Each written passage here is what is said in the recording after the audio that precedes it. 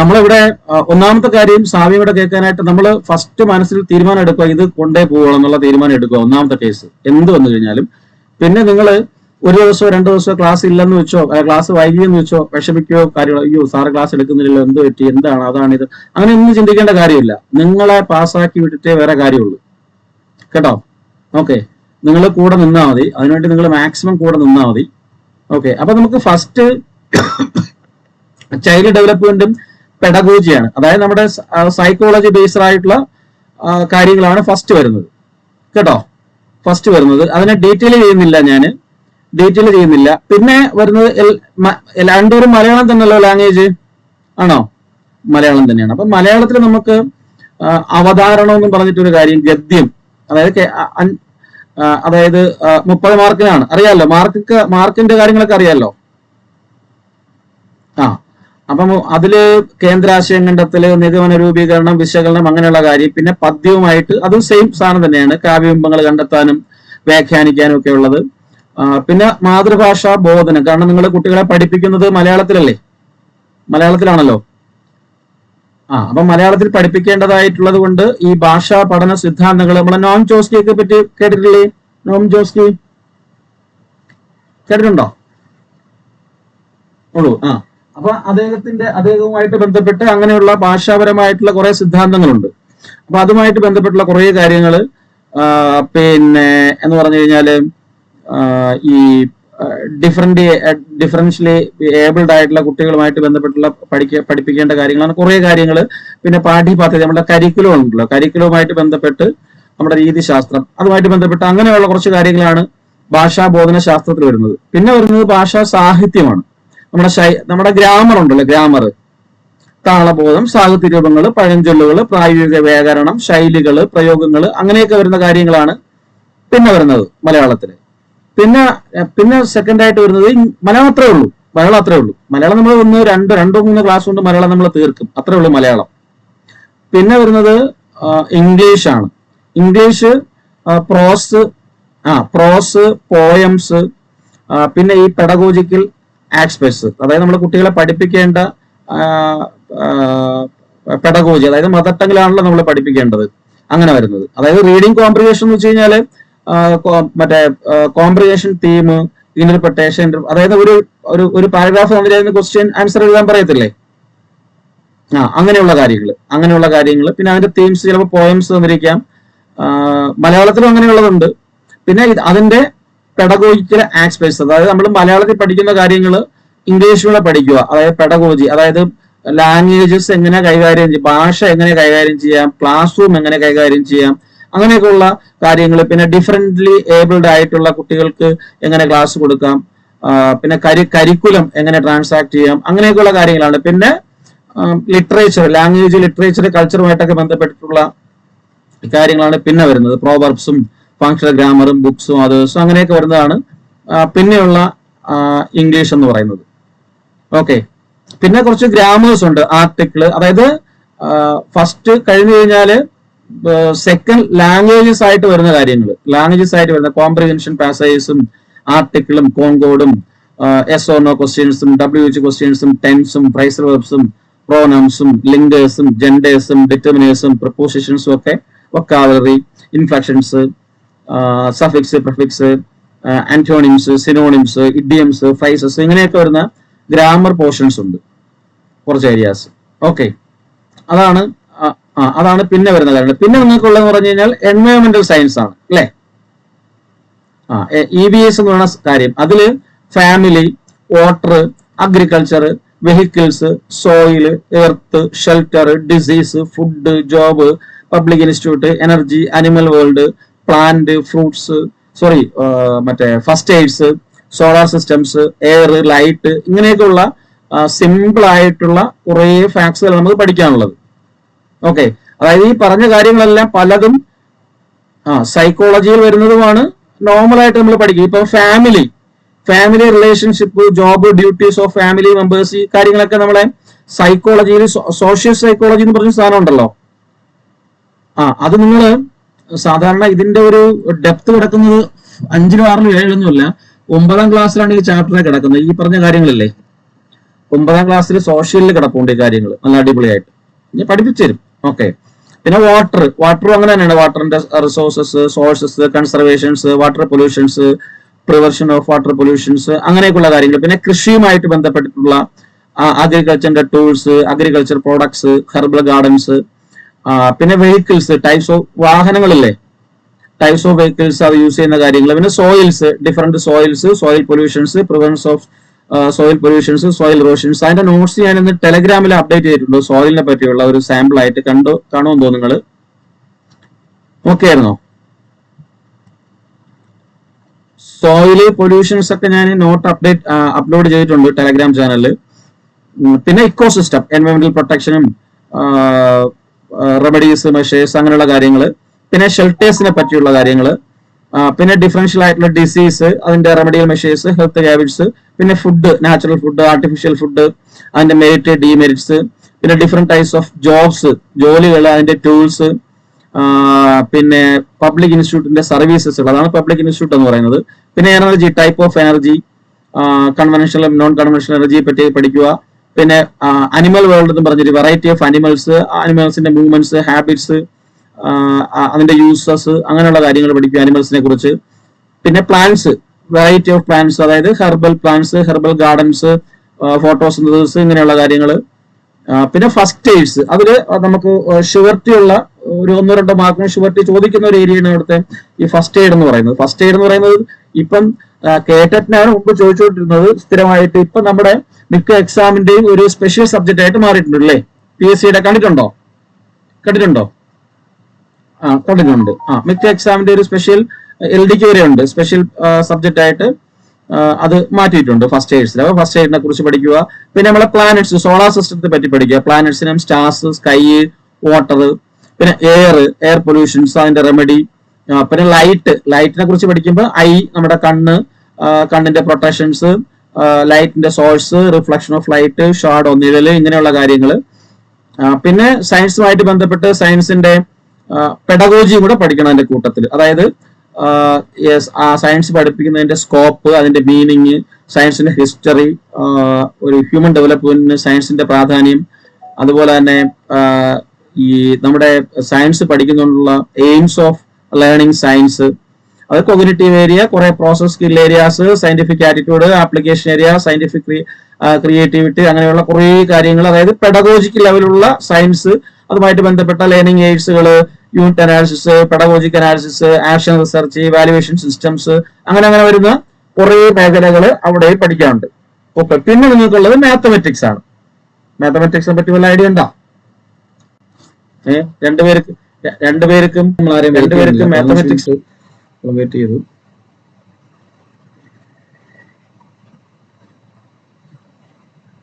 Okay. അപ്പൊ നമുക്ക് മലയാളം നമ്മൾ നേരത്തെ എന്താ പറയാ, സിലബസ് നേരത്തെ ജസ്റ്റ് ഒന്ന് നമ്മൾ പറഞ്ഞായിരുന്നു. സിലബസ്, മലയാളത്തിന്റെ സിലബസ് എന്തൊക്കെയാണ് പഠിക്കേണ്ട കാര്യങ്ങൾ എന്നുള്ളതിനെ കുറിച്ച് നമ്മൾ ചെറുതായിട്ടൊന്ന്, അപ്പൊ അതിന്റെ ഫസ്റ്റ് പോർഷനുള്ള കാര്യങ്ങളൊക്കെ ഞാൻ നിങ്ങൾക്ക് പ്രാക്ടീസ് ചെയ്യാനായിട്ട് തരും എന്ന് പറഞ്ഞു കഴിഞ്ഞാൽ അത് ഫുള്ള് പ്രാക്ടീസ് ചെയ്യാനാണ്. അതായത് നമ്മുടെ ആദ്യത്തെ അവതാരണം, പദ്യം, അതായത് കുറച്ച് ഒരു 8 വരി തന്നിട്ട് അതിൽ കുറച്ച് ക്വസ്റ്റ്യൻസ് തരുന്ന ക്വസ്റ്റ്യൻ കണ്ടിട്ടുണ്ടോ? അവിടെ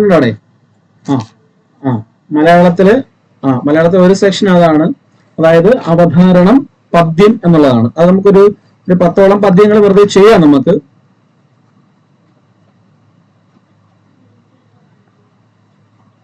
ഏതാണ്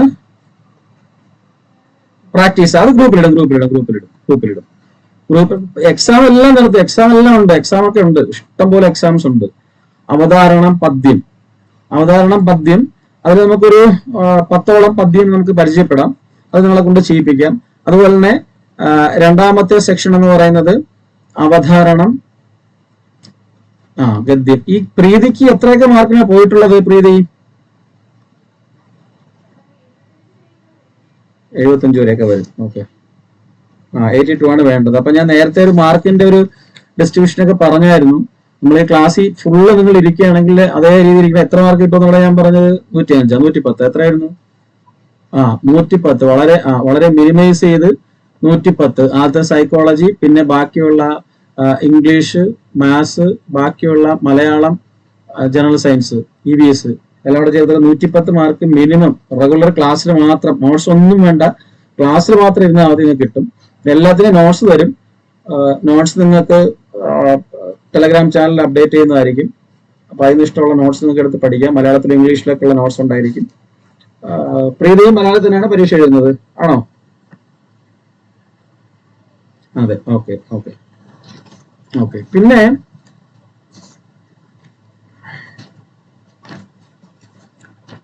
ഇത് കഴിഞ്ഞിട്ട് പിന്നെ നമുക്ക് വരണമെന്ന് പറഞ്ഞു കഴിഞ്ഞാല്, മലയാളത്തിൽ വരണമെന്ന് വെച്ച് കഴിഞ്ഞാല് ഗ്രാമർ ഉണ്ട്. ആ ഗ്രാമർ കുറച്ച് നമുക്ക് പഠിക്കണം. കുറെ ഗ്രാമർ നമുക്ക് പഠിക്കാനുണ്ട്. പ്രധാനപ്പെട്ട ഇമ്പോർട്ടന്റ് ആയിട്ടുള്ള ഗ്രാമർ പഠിക്കണം. അത് കൂടാതെ മലയാള സാഹിത്യ ചരിത്രവുമായിട്ട് ബന്ധപ്പെട്ട കുറെ കാര്യങ്ങൾ ചോദിക്കും. പ്രാദേശിക ഭാഷ എന്ന് പറയുന്ന കാര്യത്തിലാണ് നമ്മുടെ കാര്യങ്ങൾ വരുന്നത്. പിന്നെ എഴുത്തുകാരന്മാരും കൃതികളും എന്ന് പറയുന്ന കുറെ ഏരിയാസ്, അത് നമുക്ക് നോട്ട് വരത്തുള്ളൂ. നിങ്ങളത് വായിച്ച് പഠിക്കുക. അത് നമ്മുടെ SCERT ബേസിലായിരിക്കും അത് ചോദിക്കുന്നത്. ഒരുപാട് ഒരു 10-100 വരെ കുറിച്ചൊന്ന് വായിച്ചു വെച്ചിരിക്കുക. ഓക്കെ. നമ്മുടെ ഇപ്പോഴത്തെ SCERTയിലുള്ള ആൾക്കാരെ പറ്റി, പുതിയ ആൾക്കാരെ പറ്റി, അതായത് പഴയ ആൾക്കാരും വേണം, പുതിയ ആൾക്കാരും വേണം. എഴുത്തുകാർ പഠിക്കണം, അവരുടെ കൃതികൾ. അതായത് ഇപ്പം ചെറുശ്ശേരി എഴുത്തച്ഛൻ, കൃഷ്ണപിള്ള, കക്കാട്, വൈലോപ്പള്ളി, പിന്നെ നമ്മുടെ പുതിയ ചന്ദ്രോത്ത്, മറ്റേ സുസ്മേഷ് ചന്ദ്രോത്ത്, ബാലാമണിയമ്മ, ഇടശ്ശേരി ഗോവിന്ദൻ നായർ, രാഘവൻ പിള്ള, ഒളപ്പമെണ്ണ, ജോസഫ്, സക്കറിയ, N. മോഹൻ, ഗ്രേസി, മറ്റേ ശങ്കരപിള്ള, ഉണ്ണികൃഷ്ണൻ പുതൂർ, TP രാജീവൻ, ഖദീജ മുംതാസ്, TD രാമകൃഷ്ണൻ, പിന്നെ നമ്മളെ പെരുമ്പടവും, അയ്യപ്പൻ, രാജലക്ഷ്മി, KM റോയി, KP അപ്പൻ, അങ്ങനെ പോകുന്ന ഒത്തിരി എഴുത്തുകാരന്മാരുണ്ട്. അവരെ കുറിച്ചൊക്കെ ജസ്റ്റ് ഒന്ന് നോക്കണം. പിന്നെ ഉള്ളത് നോട്ട്സ് വരും, തൂലികാനാമങ്ങൾ. അത് നിങ്ങൾ നോട്ട്സ് ഒന്ന് പഠിച്ചേ പറ്റുള്ളൂ, അല്ലേ? അത് സ്വന്തമായിട്ട് പഠിച്ചിട്ടുണ്ട്. അപരനാമങ്ങൾ പഠിച്ചേ പറ്റുള്ളൂ. ഇപ്പൊ കേരള കാളിദാസൻ ആരാണ്?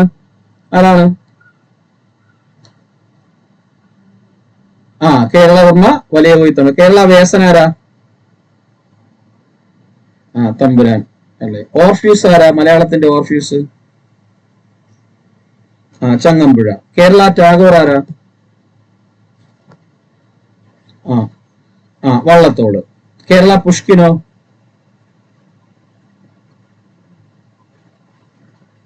Kerala Pushkin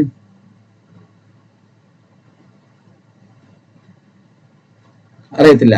ONV Kurup. പിന്നെ കേരളത്തിലെ എമിലി ബ്രോണ്ടി ആരാണ്? രാജലക്ഷ്മി. കേരള ഹെമിംഗ്വേ ആരാണ്?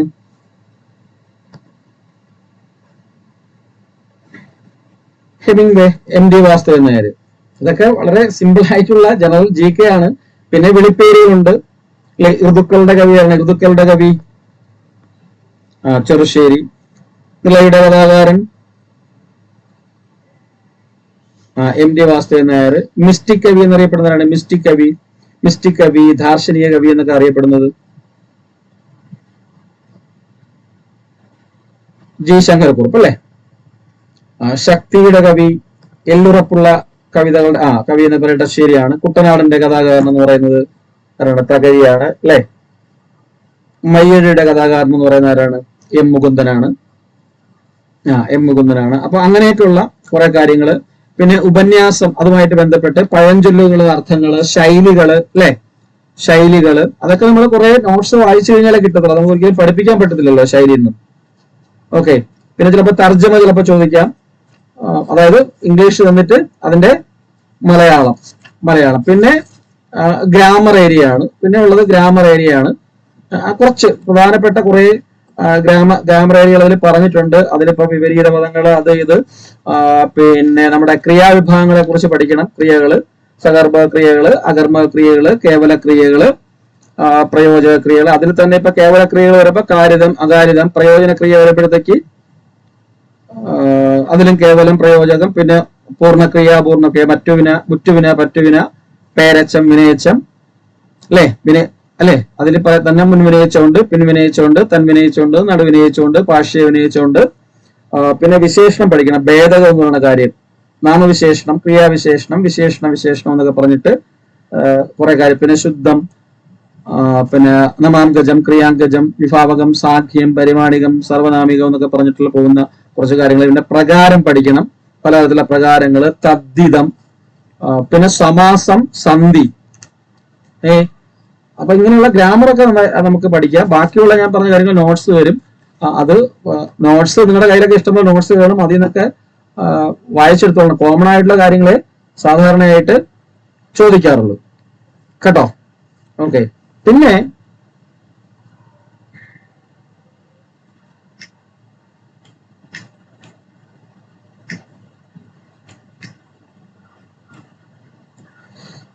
അവിടെ വരുന്നത് കാലങ്ങള്, ലിംഗം ചോദിക്കും. അതായത് പുല്ലിംഗം, സ്ത്രീലിംഗം, നപുംസകലിംഗം എന്ന് പറഞ്ഞില്ലേ. അപ്പൊ നദി എന്ന് പറയുന്നതാണ്. നദി എന്ന് പറയുന്നത്, നദി ഏത് ലിംഗമാണ്? നദി. നദി എന്ന് പറയുന്നത് നമ്മള് അടുത്ത 2 ദിവസം, നെക്സ്റ്റ് ഡേ, ഇന്നിപ്പോ ഒരു ഇൻട്രൊഡക്ഷൻ ക്ലാസ് ആണ് മലയാളത്തിന്റെ. അടുത്ത 2-3 ദിവസം കൊണ്ട് മലയാളം തീർക്കും. അത്രേ ഉള്ളൂ മലയാളം. അതേപോലെ 1-2-3 ദിവസം കൊണ്ട് ഇംഗ്ലീഷ് തീർക്കും. പിന്നെ നമ്മുടെ ഏറ്റവും മെയിൻ ആയിട്ടുള്ള ഏരിയ മാത്സ് ആണ്. മാത്സും സയൻസും ആണ് പിന്നെ വരുന്നത് കേട്ടോ. ഓക്കെ. ഇംഗ്ലീഷും മലയാളത്തിന് അത്ര മതി. പിന്നെ ബാക്കിയുള്ള നിങ്ങൾ പഠിക്കേണ്ടതാണ്.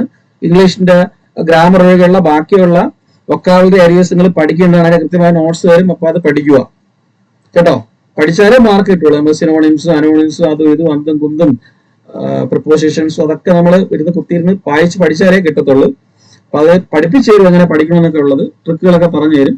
അനുസരിക്കുക. മാക്സിമം നമ്മൾ ചെയ്ത് പഠിക്കേണ്ട കാര്യങ്ങൾ നോക്കിപ്പോയിട്ട് സയൻസും EVS മാത്സും ആണ് നന്നായിട്ട് നമ്മൾ നോക്കിപ്പോയിട്ട്. അതിലൊന്നുമില്ല, വളരെ സിമ്പിൾ ആയിട്ട് നമുക്ക് എടുക്കാം. അത് നമുക്ക് മനസ്സിലാവും എടുക്കുന്ന സമയത്ത്. പിന്നെ കാലങ്ങളെ കുറിച്ച് പഠിക്കണം. ഭാവി കാലം, ഭൂതകാലം, വർത്തമാനകാലം, അങ്ങനെയുള്ള കാലങ്ങളല്ലേ. അപ്പം ആ കാലങ്ങള് വളരെ കുറച്ച് ഗ്രാമറേ ഉള്ളൂ നമുക്ക് പഠിക്കാനായിട്ട്. പിന്നെ വചനങ്ങൾ പഠിക്കണം. വചനങ്ങൾ ചോദിക്കുന്നതാണ്. ഏകവചനം അല്ല, ഞാൻ ചോദിച്ചതിന് ഉത്തരം പറഞ്ഞിട്ടുള്ളൂ. നദി എന്ന് പറയുന്നത്, നദി എന്ത് ലിംഗമാണ്? നദി സ്ത്രീലിംഗമാണോ, പുല്ലിംഗമാണോ, വേറെന്തെങ്കിലും ലിംഗമാണോ? പുല്ലിംഗോ? പെണ്ണായിട്ടുള്ളൊരു നദി പറഞ്ഞ ഏതാ? അത് നദിയുടെ പേരല്ലേ, കാവേരി എന്ന്. ഞാൻ ചോദിച്ച അത് തന്നെ. ബ്രഹ്മപുത്ര എന്ന് പറയുന്ന ആണെ പെണ്ണെന്ന് തിരിച്ചിട്ടുണ്ടോ?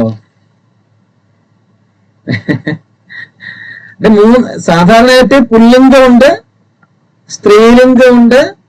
പിന്നെ ഇത് രണ്ടിലും പെടാത്ത, പുല്ലിംഗത്തിലും സ്ത്രീ, അതായത് പെണ്ണും സ്ത്രീയും അല്ലാത്ത, പുരുഷനും സ്ത്രീ അല്ലാത്തവരെ നമ്മൾ എന്ത് വിളിക്കുന്നത്? നപുംസകലിംഗം. കേട്ടിട്ടുണ്ടോ? കേട്ടിട്ടുണ്ടേ? നപുംസകലിംഗം എന്നാണ് വിളിക്കുന്നത്. അതായത് സ്ത്രീ പുരുഷ ഭേദം കൽപ്പിക്കാൻ സാധിക്കാത്തവയെ. ഇതിപ്പോ പണം, പൈസ, അല്ലെ, നദി, വെള്ളം, ഇടി, മഴ, മല, അരുവി, ഇങ്ങനെയൊക്കെ പറയുന്നതിന് പെണ്ണ് ആണെന്നുള്ള വ്യത്യാസം ഉണ്ടോ? ഇല്ല. ഇടയൻ എന്ന് പറയുന്നത് പുല്ലിംഗമോ സ്ത്രീലിംഗമാണോ? ഇടയൻ. ഇതിന്റെ പുല്ലിംഗം എന്താ? സ്ത്രീലിംഗം എന്താ? ഇടയന്റെ സ്ത്രീലിംഗം. ഇടയൻ പുല്ലിംഗമാണ്. ഇടയന്റെ സ്ത്രീലിംഗം എന്താ?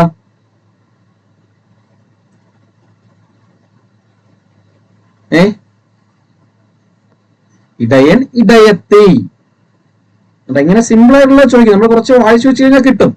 ഇപ്പൊ കൊല്ലൻ, ഇതൊക്കെ ചോദിച്ച ക്വസ്റ്റ്യനാണ് ഞാൻ പറയുന്നത്. കൊല്ലന്റെ സ്ത്രീലിംഗം എന്താ? കൊല്ലൻ, കൊല്ലത്തി. കൊല്ലത്തി അല്ലേ. കുമാരൻ, കുമാരി. നരൻ, നാരി. നരിയില്ല. നരി എന്താണ്?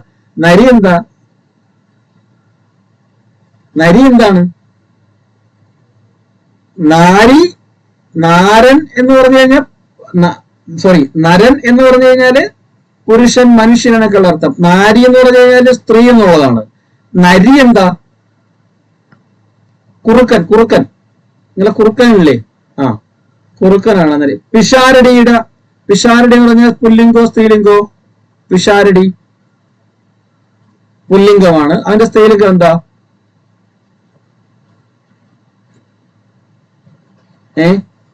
പഴയ സിനിമകളിലൊക്കെ എപ്പോഴും കേൾക്കാറില്ലേ ആ വാക്ക്? എന്തുവാണ്?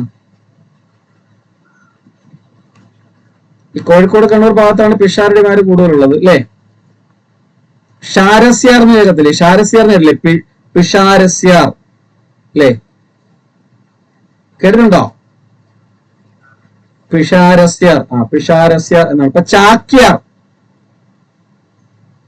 ചാക്യാർ, പറയാ. ചാക്യാർ എന്ന് പറഞ്ഞു കഴിഞ്ഞാൽ പുല്ലിംഗമാണല്ലോ. അതിന്റെ സ്ത്രീലിംഗം എന്താ? സ്ത്രീലിംഗം എന്താ? ചാക്യാർ. സ്ത്രീലിംഗം എന്താ? അതിന്റെ സ്ത്രീലിംഗം ഇല്ലൊടമ എന്നാണ്. കേട്ടിട്ടുണ്ടോ? ഇല്ലൊടമ കേട്ടിട്ടുണ്ടോ? കേട്ടിട്ടുണ്ടോ? ഇല്ല. ഇല്ല. പണ്ടാല, പണ്ടാല അതിന്റെ സ്ത്രീലിംഗം. പണ്ടാല എന്ന് പറയുന്നത് പുല്ലിംഗമാണ്. അതിന്റെ സ്ത്രീലിംഗം എന്തുവാ?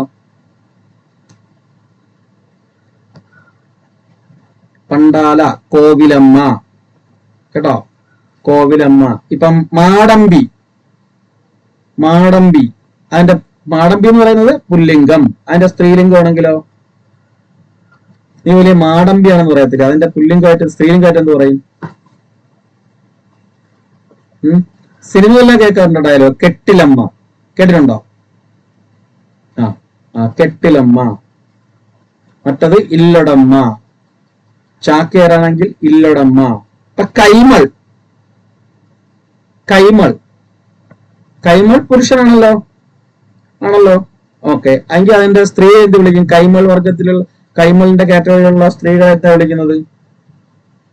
ചില സ്ത്രീകളുടെ പേരിന്റെ ബാക്കില് സഫിക്സ് ആയിട്ട് ഉണ്ടായിരിക്കും. രാമകൃഷ്ണ കൈമൾ എന്നുള്ളതിന് ഇപ്പം ശ്രീദേവി, ശ്രീദേവി അതിന്റെ ബാക്കിലായിട്ട് ആ പേരുണ്ടായിരിക്കും. ശ്രീദേവി കുഞ്ഞമ്മ. കേട്ടിട്ടുണ്ടോ? കുഞ്ഞമ്മ, കുഞ്ഞമ്മ. പണ്ടാലയാണെങ്കിൽ കോവിലമ്മ. ഇപ്പൊ കൊമ്പൻ അതിന്റെ പുല്ലിംഗം എന്താ? കൊമ്പനാന. പെണ്ണാണെങ്കിലോ? പിടി, പിടിയാന. കാളയാണെങ്കിലോ?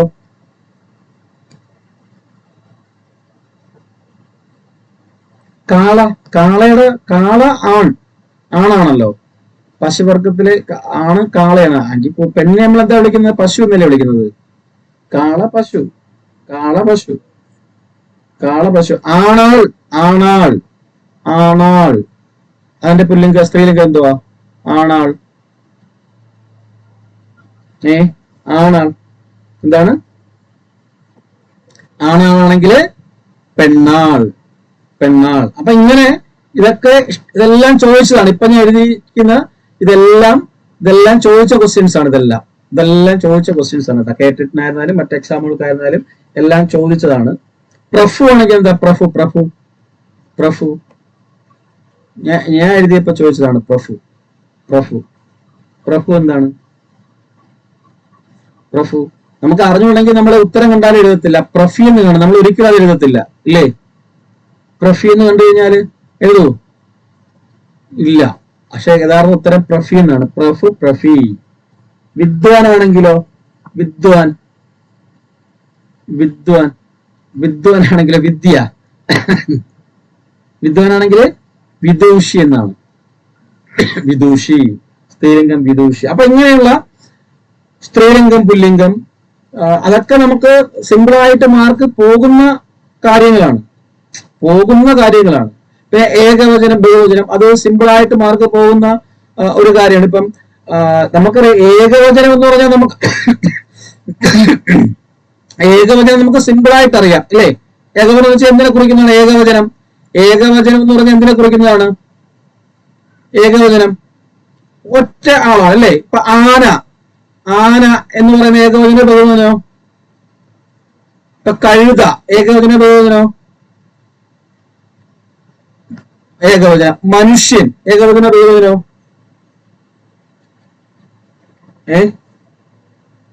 ഏകവചനം, ഏകവചനം. ഇപ്പം എക്സാമ്പിള് മനുഷ്യർ എന്നാണെങ്കിലോ എന്താവും? ബഹുവചനം ഉണ്ടാവും. ബഹുവചനം ഉണ്ടാവും അല്ലേ? ബഹുവചനം ഉണ്ടാവും. ആനകൾ, ആനയ്ക്ക് വരാം ആനകൾ എന്നാണെങ്കിലോ ബഹുവചനം. കഴുതകൾ ബഹുവചനം. ബഹുവചനം അല്ലേ? ഈ ബഹുവചനത്തെ തന്നെ അപ്പൊ ഇങ്ങനെയുള്ള ആനകൾ, കഴുതകൾ, ഇതൊക്കെ ഞാൻ പഠിപ്പിക്കൊന്നും കൂടി, ഞാനൊന്നും എല്ലാം ഓടിച്ചൊന്ന് പോകുന്നേ ഉള്ളൂ. മനുഷ്യർ, ഇങ്ങനെയൊക്കെയുള്ള കാര്യത്തെ അല്ലെങ്കിൽ ഈ ബഹുവചന രൂപങ്ങളെ തന്നെ നമ്മൾ മൂന്നായിട്ട് തരംതിരിക്കും. അതാണ് ചോദിക്കുന്നത് നമ്മളോട് എപ്പോഴും. ഈ ബഹുവചനത്തെ തന്നെ നമ്മൾ വീണ്ടും 3 കാറ്റഗറി ആയിട്ട് തരംതിരിക്കും, 3ആയിട്ട് തരംതിരിക്കും. ഏതൊക്കെയാണെന്ന് അറിയാമോ? ഏതാണ്? സലിംഗം, സലിംഗ ബഹുവചനം, പിന്നെ അലിംഗ ബഹുവചനം, പിന്നെ പൂജക ബഹുവചനം. കേട്ടിട്ടുണ്ട്? അത് ആദ്യം കേൾക്കുവാണോ? ആദ്യം ഒരു കേൾക്കുവാണോ? കേട്ടിട്ടുണ്ട്. സലിംഗ ബഹുവചനം, അലിംഗ ബഹുവചനം, പൂജക ബഹുവചനം, ഇങ്ങനെ 3 തരത്തില് കാറ്റഗറൈസ് ചെയ്തു. 3 തരത്തിൽ നമ്മൾ കാറ്റഗറൈസ് ചെയ്ത് പറയും. സലിംഗ ബഹുവചനം, അലിംഗ ബഹുവചനം, പൂജക ബഹുവചനം. ഇപ്പൊ സലിംഗം സിമ്പിൾ ആണ് പഠിക്കുക. ഇതൊക്കെ ഒരു ജസ്റ്റ് ട്രിക്കിൽ നമ്മൾ പഠിച്ചു കൊണ്ടുപോകുന്നത്. സലിംഗമാണെങ്കിൽ 2 പ്രത്യയങ്ങളാണ്. അതായത് പുരുഷനായിക്കോട്ടെ സ്ത്രീ ആയിക്കോട്ടെ ഏതെങ്കിലും ഒന്നിന്റെ ബഹുവചനത്തെയാണല്ലോ നമ്മൾ 3ആയിട്ട് തരംതിരിക്കുന്നത് അല്ലെ? ബഹുവചനത്തെയാണ് നമ്മൾ 3ആയിട്ട് തരംതിരിക്കുന്നത്. അപ്പൊ ബഹുത്വത്തെയാണ് ഇതെല്ലാം സൂചിപ്പിക്കുന്നത്. സലിംഗമായാലും അലിംഗമായാലും പൂജകമായാലും ബഹുത്വത്തെയാണ് സൂചിപ്പിക്കുന്നത്. അപ്പം ലിംഗമുണ്ടെങ്കിൽ, ലിംഗത്തോട് കൂടിയ ബഹുവചനമാണെങ്കിൽ സലിംഗം. അതാണ് സിമ്പിൾ. എന്ന് പറഞ്ഞു കഴിഞ്ഞാല് ഒരു വാക്കിനോടൊപ്പം മാർ, കൾ, ഇതൊക്കെ വന്നു കഴിഞ്ഞാൽ സലിംഗമാവും.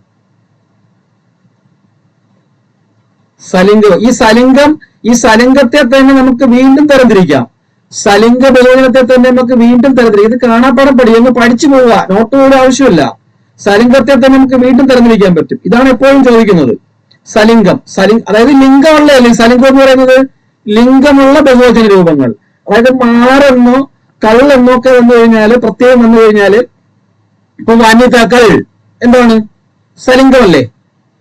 അമ്മമാർ, സുന്ദരന്മാർ, സുന്ദരികൾ, ആശാരിമാർ, കൈമൾമാർ, ഇല്ലയോ? അപ്പൊ അതൊക്കെ സലിംഗമാണ്. ഈ സലിംഗത്തെ തന്നെ നമുക്ക് എങ്ങനെ തിരിക്കാം? പുല്ലിംഗ ബഹുവചനം അല്ലേ? പുല്ലിംഗ ബഹുവചനം, സ്ത്രീലിംഗ ബഹുവചനം അല്ലേ? സ്ത്രീലിംഗ ബഹുവചനം. പിന്നെ നമ്മൾ നേരത്തെ പറഞ്ഞ നപുംസക ബഹുവചനം അല്ലെ? നപുംസക ലിംഗ ബഹുവചനം അല്ലെ?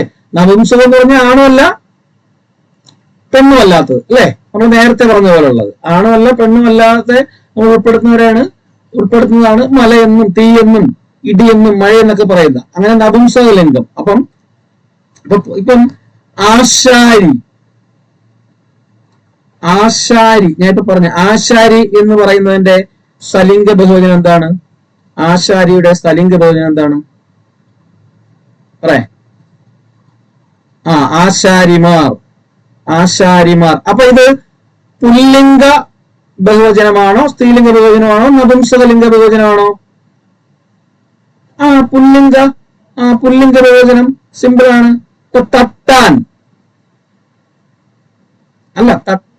തട്ടാൻ എന്ന് പറയുന്നത് ഏകവചനമാണോ ബഹുവചനമാണോ? തട്ടാൻ ഏകവചനം. ഇതിന്റെ ബഹുവചന രൂപം ഏതാണ്? സലിംഗ ബഹുവചനം ഏതാണ്? തട്ടാൻമാർ. അപ്പൊ ഇത് പുല്ലിംഗമാണോ സ്ത്രീലിംഗമാണോ? പുല്ലിംഗമാണ് അല്ലെ? ഇപ്പൊ സ്നേഹിത ഏകവചനോ ബഹുവചനോ? ഏകവചനം. ഇതിന്റെ ബഹുവചനം ഏതായിരിക്കും?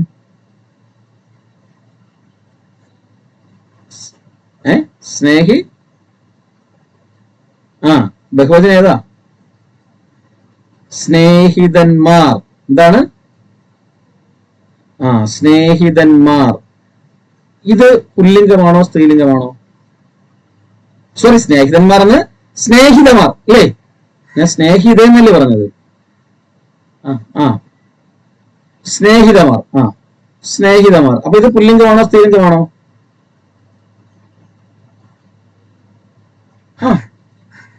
അപ്പൊ സ്ത്രീലിംഗം. ഇനി വനിത എന്ന് പറയുന്നത് ഏകവചനമാണല്ലോ. ഇതിന്റെ ബഹുവചനം ഏതാ? വനിതകൾ കണ്ടോ, വനിതകൾ, വനിതകൾ. അപ്പൊ വനിതകൾ എന്ന് പറയുമ്പോഴത്തേക്ക് കൾ വന്നുകൊണ്ട് അതൊരു സലിംഗ ബഹുവചനമാണല്ലോ. ആ സലിംഗ ബഹുവചനത്തിൽ ഏത് ബഹുവചനമാണ്? പുല്ലിംഗമാണോ, പുല്ലിംഗമാണോ, സ്ത്രീലിംഗമാണോ, നപുംസകമാണോ? ആ, സ്ത്രീലിംഗമാണ്. പുല്ലിംഗം, സ്ത്രീലിംഗം. അപ്പൊ നോക്കിയേ, നമ്മൾ പറഞ്ഞു മൂന്നായിട്ട് തിരിച്ചുള്ളതിൽ സലിംഗമാകണമെങ്കിൽ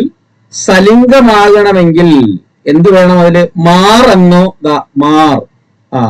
മാർ എന്നോ അല്ലെങ്കിൽ കൾ എന്നോ വേണം, അല്ലെ? മാർ എന്നോ കള്ളെന്നോ വേണം. അതിനെ തന്നെ വീണ്ടും പുല്ലിംഗമെന്നും സ്ത്രീലിംഗമെന്നും നപുംസകലിംഗം എന്നുള്ള തിരിക്കും. അപ്പൊ ഇത് കാണാപ്പടം പഠിച്ചു പോകണ്ട, അതിൽ തന്നെ അതിന്റെ ഉത്തരങ്ങളും കാര്യങ്ങളും എല്ലാം കിടക്കുന്നുണ്ട്.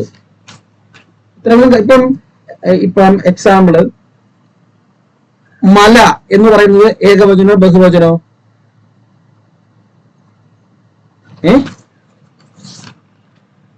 ഏകവചനം, ഏകവചന രൂപമാണ് മല, അല്ലേ? അതിന്റെ ബഹുവചനം എന്തോ? എന്താണ്? മലകൾ, മലകൾ. അപ്പം ഈ മലകൾ എന്ന് പറയുന്നത് ഇതിൽ നേരത്തെ പറഞ്ഞാൽ ഏതാണ്? നപുംസകമാണോ അതോ നമ്മൾ മുകളിൽ പറഞ്ഞാല് നപുംസകമാണോ, സലിംഗമാണോ, നപുംസകമാണോ അതോ വേറെന്തെങ്കിലും ആണോ? നപുംസക ലിംഗ ബഹുവചനമാണ്, അല്ലെ?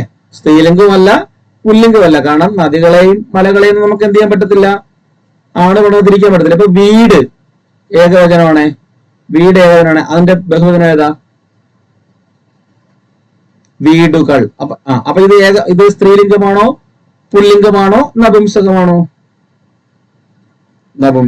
നപുംസകമാണ്, അല്ലേ? ഇത് നമ്മള്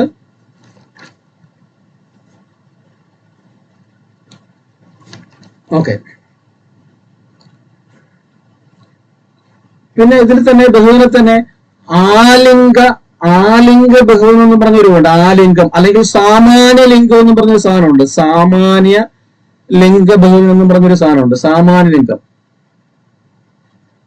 അതായത് ഒന്നുമില്ല, ഇഷ്ടംപോലെ ചോദിച്ചിട്ടുണ്ട്. സാമാന്യ ലിംഗ ബഹുവചനം അല്ലെങ്കിൽ ആലിംഗ ബഹുവചനം, ബഹുവചനം ഇഷ്ടംപോലെ തവണ ചോദിച്ചിട്ടുള്ളതാണ്. സിമ്പിൾ ആണ്, ഒന്നുമില്ല. താഴെ തന്നിരിക്കുന്നതിൽ ആലിംഗ ബഹുവചന രൂപം ഏത്, അല്ലെങ്കിൽ താഴെ തന്നിരിക്കുന്നത് സാമാന്യ ലിംഗ ബഹുവചന രൂപം ഏതെന്ന് ഒരു ക്വസ്റ്റ്യൻ ചോദിക്കും. ഒന്നുമില്ല. എന്താണ്? അതായത് പുല്ലിംഗമാണോ സ്ത്രീലിംഗമാണോ എന്ന് തിരിച്ചറിയാൻ കഴിയത്തില്ല. ഒന്നാമത്തെ കേസ് എന്താണ്? അത് തന്നിരിക്കുന്നത് പുല്ലിംഗമാണോ സ്ത്രീലിംഗമാണോ എന്ന് തിരിച്ചറിയാൻ കഴിയത്തുമില്ല. പക്ഷേ അതിൽ ആരൊക്കെ ചേർന്നിട്ടുള്ള കൂട്ടമായിരിക്കും? ഒന്നുകില് സ്ത്രീ ഉണ്ടായിരിക്കും, അല്ലെങ്കിൽ പുരുഷന്മാരുണ്ടായിരിക്കും. അതായത് പുരുഷന്മാരും സ്ത്രീകളും കൂടെ ഒരുമിച്ചുള്ളത്. രണ്ട് വേർതിരിച്ച് പറയാൻ പറ്റില്ല. സ്ത്രീയാണോ പുരുഷനാണോ എന്ന് വേർതിരിച്ച് പറയാൻ പറ്റത്തില്ല. പക്ഷെ രണ്ടുപേരും ഉണ്ടായിരിക്കും. ഒരു എക്സാമ്പിൾ പറയാമോ? ഇങ്ങനെയുള്ളതിനെ നമ്മൾ ബയോളജിയിൽ വേറൊരു പേര് പറയും. ഇപ്പൊ ആമയെ, തവളയൊക്കെ നമ്മളൊരു പേര് വിളിക്കത്തില്ല. എന്തെന്നാണ് വിളിക്കുന്നത്? എങ്ങനെയുള്ള ജീവികളാ ആമയും തവളയൊക്കെ? ഇഴജന്തുക്കളാ. ആമ, തവള, മുതല, ചീങ്കണ്ണി, ഉരകങ്ങളാ. ഉഭയജീവികൾ, അല്ലെ? ഉഭയജീവികൾ, ആംബീവിയൻസ് എന്ന് വിളിക്കും, ഇല്ലേ? അതായത് കരയിലും ജീവിക്കുന്നുണ്ട്, വെള്ളത്തിലും ജീവിക്കുന്നുണ്ട്. അവയ്ക്ക് വെള്ളത്തിൽ ജീവിക്കാനുള്ള അനുകൂലനമുണ്ട്. ഗിൽസ്, മീനുകളെ പോലെയുള്ള ഗിൽസും ഉണ്ട്, ശ്വാസകോശം ഉണ്ട്. പുറത്തു വന്നിട്ട് പുറത്തുള്ള എയറെടുത്ത് ജീവിക്കാനുള്ള രണ്ടും ഉണ്ട്, അല്ലെ? അപ്പൊ ഇവിടെ അതേപോലെ തന്നെയാണ്. അതുകൊണ്ട് ഈ സാമാന്യ ലിംഗ ബഹുവചനത്തെ അല്ലെങ്കിൽ ആലിംഗ ബഹുവചനത്തെ നമുക്ക് വീണ്ടും ഒരു പേരിൽ വിളിക്കാം. ഉഭയലിംഗ ബഹുവചനം, ഉഭയലിംഗ ബഹുവചനം എന്നും വിളിക്കും. ഉഭയലിംഗ ബഹുവചനം എന്ന് പറഞ്ഞു കഴിഞ്ഞാല് ഇതിൽ കൂടുതലും വരുന്ന ഏതൊക്കെ പ്രത്യയം വഹിക്കും? ഒന്നിൽ അർ എന്ന് പറയുന്നൊരു പ്രത്യയം വരും, അർ. അല്ലെങ്കിൽ കൾ എന്ന് പറയുന്ന പ്രത്യയം വരും.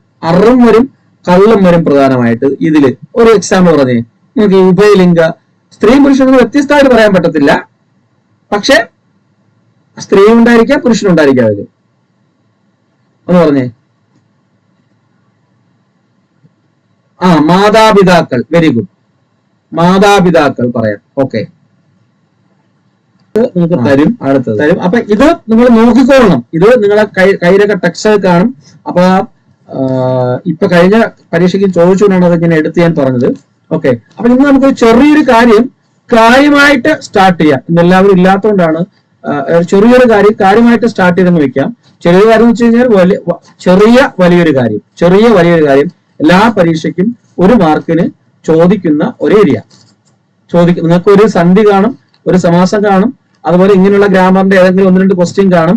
അതിന്റെ കൂടെ തന്നെ 1 മാർക്കിന് നമ്മളോട് എപ്പോഴും ചോദിക്കുന്ന ഒരു ചോദ്യമുണ്ട്. അതാണ്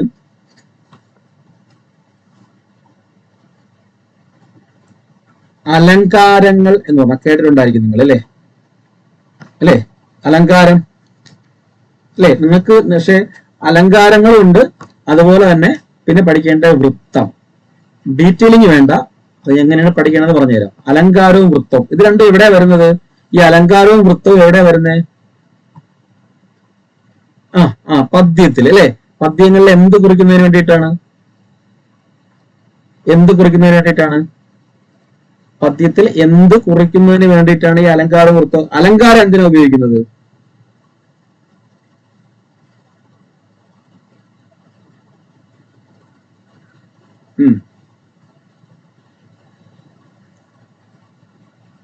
എന്താണ് ആ ഒരു അലങ്കാരം എന്ന് വെച്ചാൽ എന്തിനാ ഉപയോഗിക്കുന്നത്? ആ ഒരു പദ്യം അല്ലെങ്കിൽ ആ ഒരു കവിതയ്ക്ക് അതിന്റെ എത്രത്തോളം സൗന്ദര്യം ആ വരികൾക്ക് അല്ലെങ്കിൽ ആ കാര്യങ്ങൾ കൊടുക്കാമോ അത്രത്തോളം സൗന്ദര്യം കൊടുക്കുന്നതിന് വേണ്ടിയാണ് നമ്മൾ എന്ത് ചെയ്യുന്നത്? കവികൾ എന്ത് ചെയ്യുന്നത്? അലങ്കാരം ഉപയോഗിക്കുന്നത്. വൃത്തം എന്തിനാ ഉപയോഗിക്കുന്നത്? അലങ്കാരം ഉപയോഗിക്കുന്നത് സൗന്ദര്യാത്മകതയ്ക്ക് വേണ്ടിയിട്ട്. വൃത്തമാണെങ്കിലോ വൃത്തത്തിന് വേറൊരു പേരുണ്ട്, ഛന്ദസ് എന്നൊക്കെ നമ്മൾ വിളിക്കാറുണ്ട് വൃത്തത്തിന്, അല്ലേ? വൃത്തം വലിയൊരു കാര്യമാണ്. അതായത് പദ്യം രചിക്കാൻ ഉപയോഗിക്കുന്ന അളവിനെയാണ് നമ്മൾ എന്ത് പറയുന്നത്? അളവ്. അതായത് ഒരു വരിയിൽ എത്ര അക്ഷരം വേണം, ഒരു വാക്കിൽ എത്ര അക്ഷരം വേണം എന്നൊക്കെ കണക്ക്. നമ്മൾ അതിലേക്ക് വരുമ്പോൾ ഞാൻ ഡീറ്റെയിൽ ആയിട്ട് പറയാം. അപ്പൊ നമുക്ക് ആദ്യം അലങ്കാരത്തിലേക്ക് കിടക്കാം. അലങ്കാരം ഒന്നും അതിന്റെ നിങ്ങൾ പണ്ട് പഠിച്ചിട്ടായിരിക്കില്ലേ? ഉപമ, രൂപകം, ഉത്പ്രേക്ഷ, അപ്രസ്തുത പ്രശംസ, ഉല്ലേഖം, സ്വഭാവോക്തി, ദീപകം, അല്ലെ? അനുപ്രാസം, അന്ത്യാക്ഷരപ്രാസം, ദ്വിതീയാക്ഷരപ്രാസം, അന്ത്യാക്ഷരപ്രാസം, ചേകാനുപ്രാസം, യമകം എന്നൊക്കെ പറഞ്ഞിട്ട് ഇങ്ങനെ പറഞ്ഞു പോകുന്ന അലങ്കാരങ്ങൾ നിങ്ങൾ കേട്ടിട്ടുണ്ടായിരിക്കും അല്ലേ? ഇല്ലയോ? നമുക്കൊരിക്കലും അതിന്റെ എന്താ പറയാ ലക്ഷണങ്ങൾ ചോദിക്കത്തില്ല അലങ്കാരത്തിന്. ഇത് ഏത് തരം അലങ്കാരമാണ്, അല്ലെങ്കിൽ ആ ഒരു കവിതയുടെ വരി തന്നിട്ട് അതിൽ ഉപയോഗിച്ചിരിക്കുന്നത് ചിലപ്പോൾ ചോദിക്കുക. അങ്ങനെ ചോദിച്ചിട്ടുണ്ട് മുമ്പൊക്കെ. അല്ലാതെ അതിന്റെ ലക്ഷണം ഇപ്പൊ നമുക്കറിയാം. ഉപമ നമുക്കറിയാം,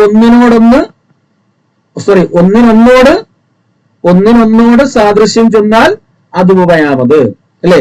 ഒന്നിനൊന്നോട് സാദൃശ്യം ചെന്നാൽ അത് ഉപമയാമത്, അല്ലെ? ഒരു വസ്തുവിനെ മറ്റൊരു വസ്തുവിനോട് സാദൃശ്യം പറയുകയാണെങ്കിൽ അത് ഉപമ, അല്ലെ? മന്നവേന്ദ്ര വിളങ്ങുന്നു ചന്ദ്രനെ പോലെ നിൻമുഖം, അല്ലെ? കേട്ടിട്ടില്ലേ?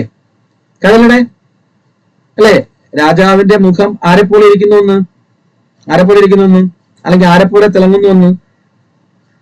ചന്ദ്രനെ പോലെ, അല്ലെ? ചന്ദ്രനെ പോലെ. അതായത് ചന്ദ്രന്റെ ആ പ്രകാശത്തോട് അല്ലെങ്കിൽ ചന്ദ്രന്റെ ആ സൗന്ദര്യത്തോട് രാജാവിനെ മുഖത്തെ, രാജാവിന്റെ ആനണത്തെ എന്ത് ചെയ്യുന്നു? ഉപമിച്ചിരിക്കുകയാണ്. അപ്പൊ അങ്ങനെ ഒന്നിനോടൊന്ന് സാദൃശ്യം ചെന്നാൽ അത് ഉപമയാമത്. പക്ഷെ ആ ഒരു ലക്ഷണം നിങ്ങൾ പഠിക്കേണ്ട കാര്യമില്ല. നമുക്കിവിടെ പഠിക്കേണ്ടത്, നിങ്ങൾ പഠിച്ചിരിക്കേണ്ടത് ഇത്രയേ ഉള്ളൂ. അതായത് അലങ്കാരങ്ങളെ നമ്മൾ പ്രധാനമായിട്ടും 2ആയിട്ട് തരംതിരിക്കും. അതിൽ ഒന്നാമത്തത് അർദ്ധാലങ്കാരങ്ങൾ. എന്താണ് അർദ്ധാലങ്കാരങ്ങൾ? നിങ്ങൾ പഠിച്ചിട്ടുണ്ടോന്ന് എനിക്കറിയത്തില്ല. അർദ്ധാലങ്കാരങ്ങൾ എന്നുള്ള ഒന്നും. രണ്ടാമത്തെ കാറ്റഗറി എന്ന് പറയുന്നത് ശബ്ദാലങ്കാരങ്ങൾ. കേട്ടോ? ശബ്ദാലങ്കാരങ്ങൾ. അപ്പൊ നിങ്ങൾ ഇപ്പൊ തന്നെ കൂടെ എഴുതി വെച്ചൊക്കെ പഠിച്ചോളാം. 1 മാർക്കിനുള്ള ക്വസ്റ്റ്യൻസ് അവിടെ കഴിഞ്ഞു. നമ്മൾ പിന്നെ അങ്ങോട്ട് നോക്കേണ്ട കാര്യമില്ല. ചോദിക്കുകയാണെങ്കിൽ അവിടെ നിങ്ങൾക്ക് ഒരു ക്വസ്റ്റ്യൻ കിട്ടും. 1 മാർക്ക് ഡയറക്റ്റ് ആയിട്ട് സിമ്പിൾ ആയിട്ട് കിട്ടും ചോദിക്കുകയാണെങ്കിൽ. പലപ്പോഴും ചോദിക്കുന്നതാണ്. അപ്പം അർദ്ധാലങ്കാരങ്ങൾ ഏതൊക്കെയാണെന്നുള്ളതാണ് ആദ്യം പഠിക്കേണ്ടത്. അർദ്ധാലങ്കാരങ്ങൾ ഏതൊക്കെയാണ്? ഒന്നാമത്തെ അർദ്ധാലങ്കാരം എന്ന് പറയുന്നത് എന്നറിയുമോ? ഉപമയാണ്. നമ്മളിപ്പോ പറഞ്ഞ ഉപമ ഒരു അർത്ഥാലങ്കാരമാണ്. ഒന്നിനൊന്നോട് സാദൃശ്യം ചെന്നാൽ അത് ഉപമയാമത്. ഉപമ.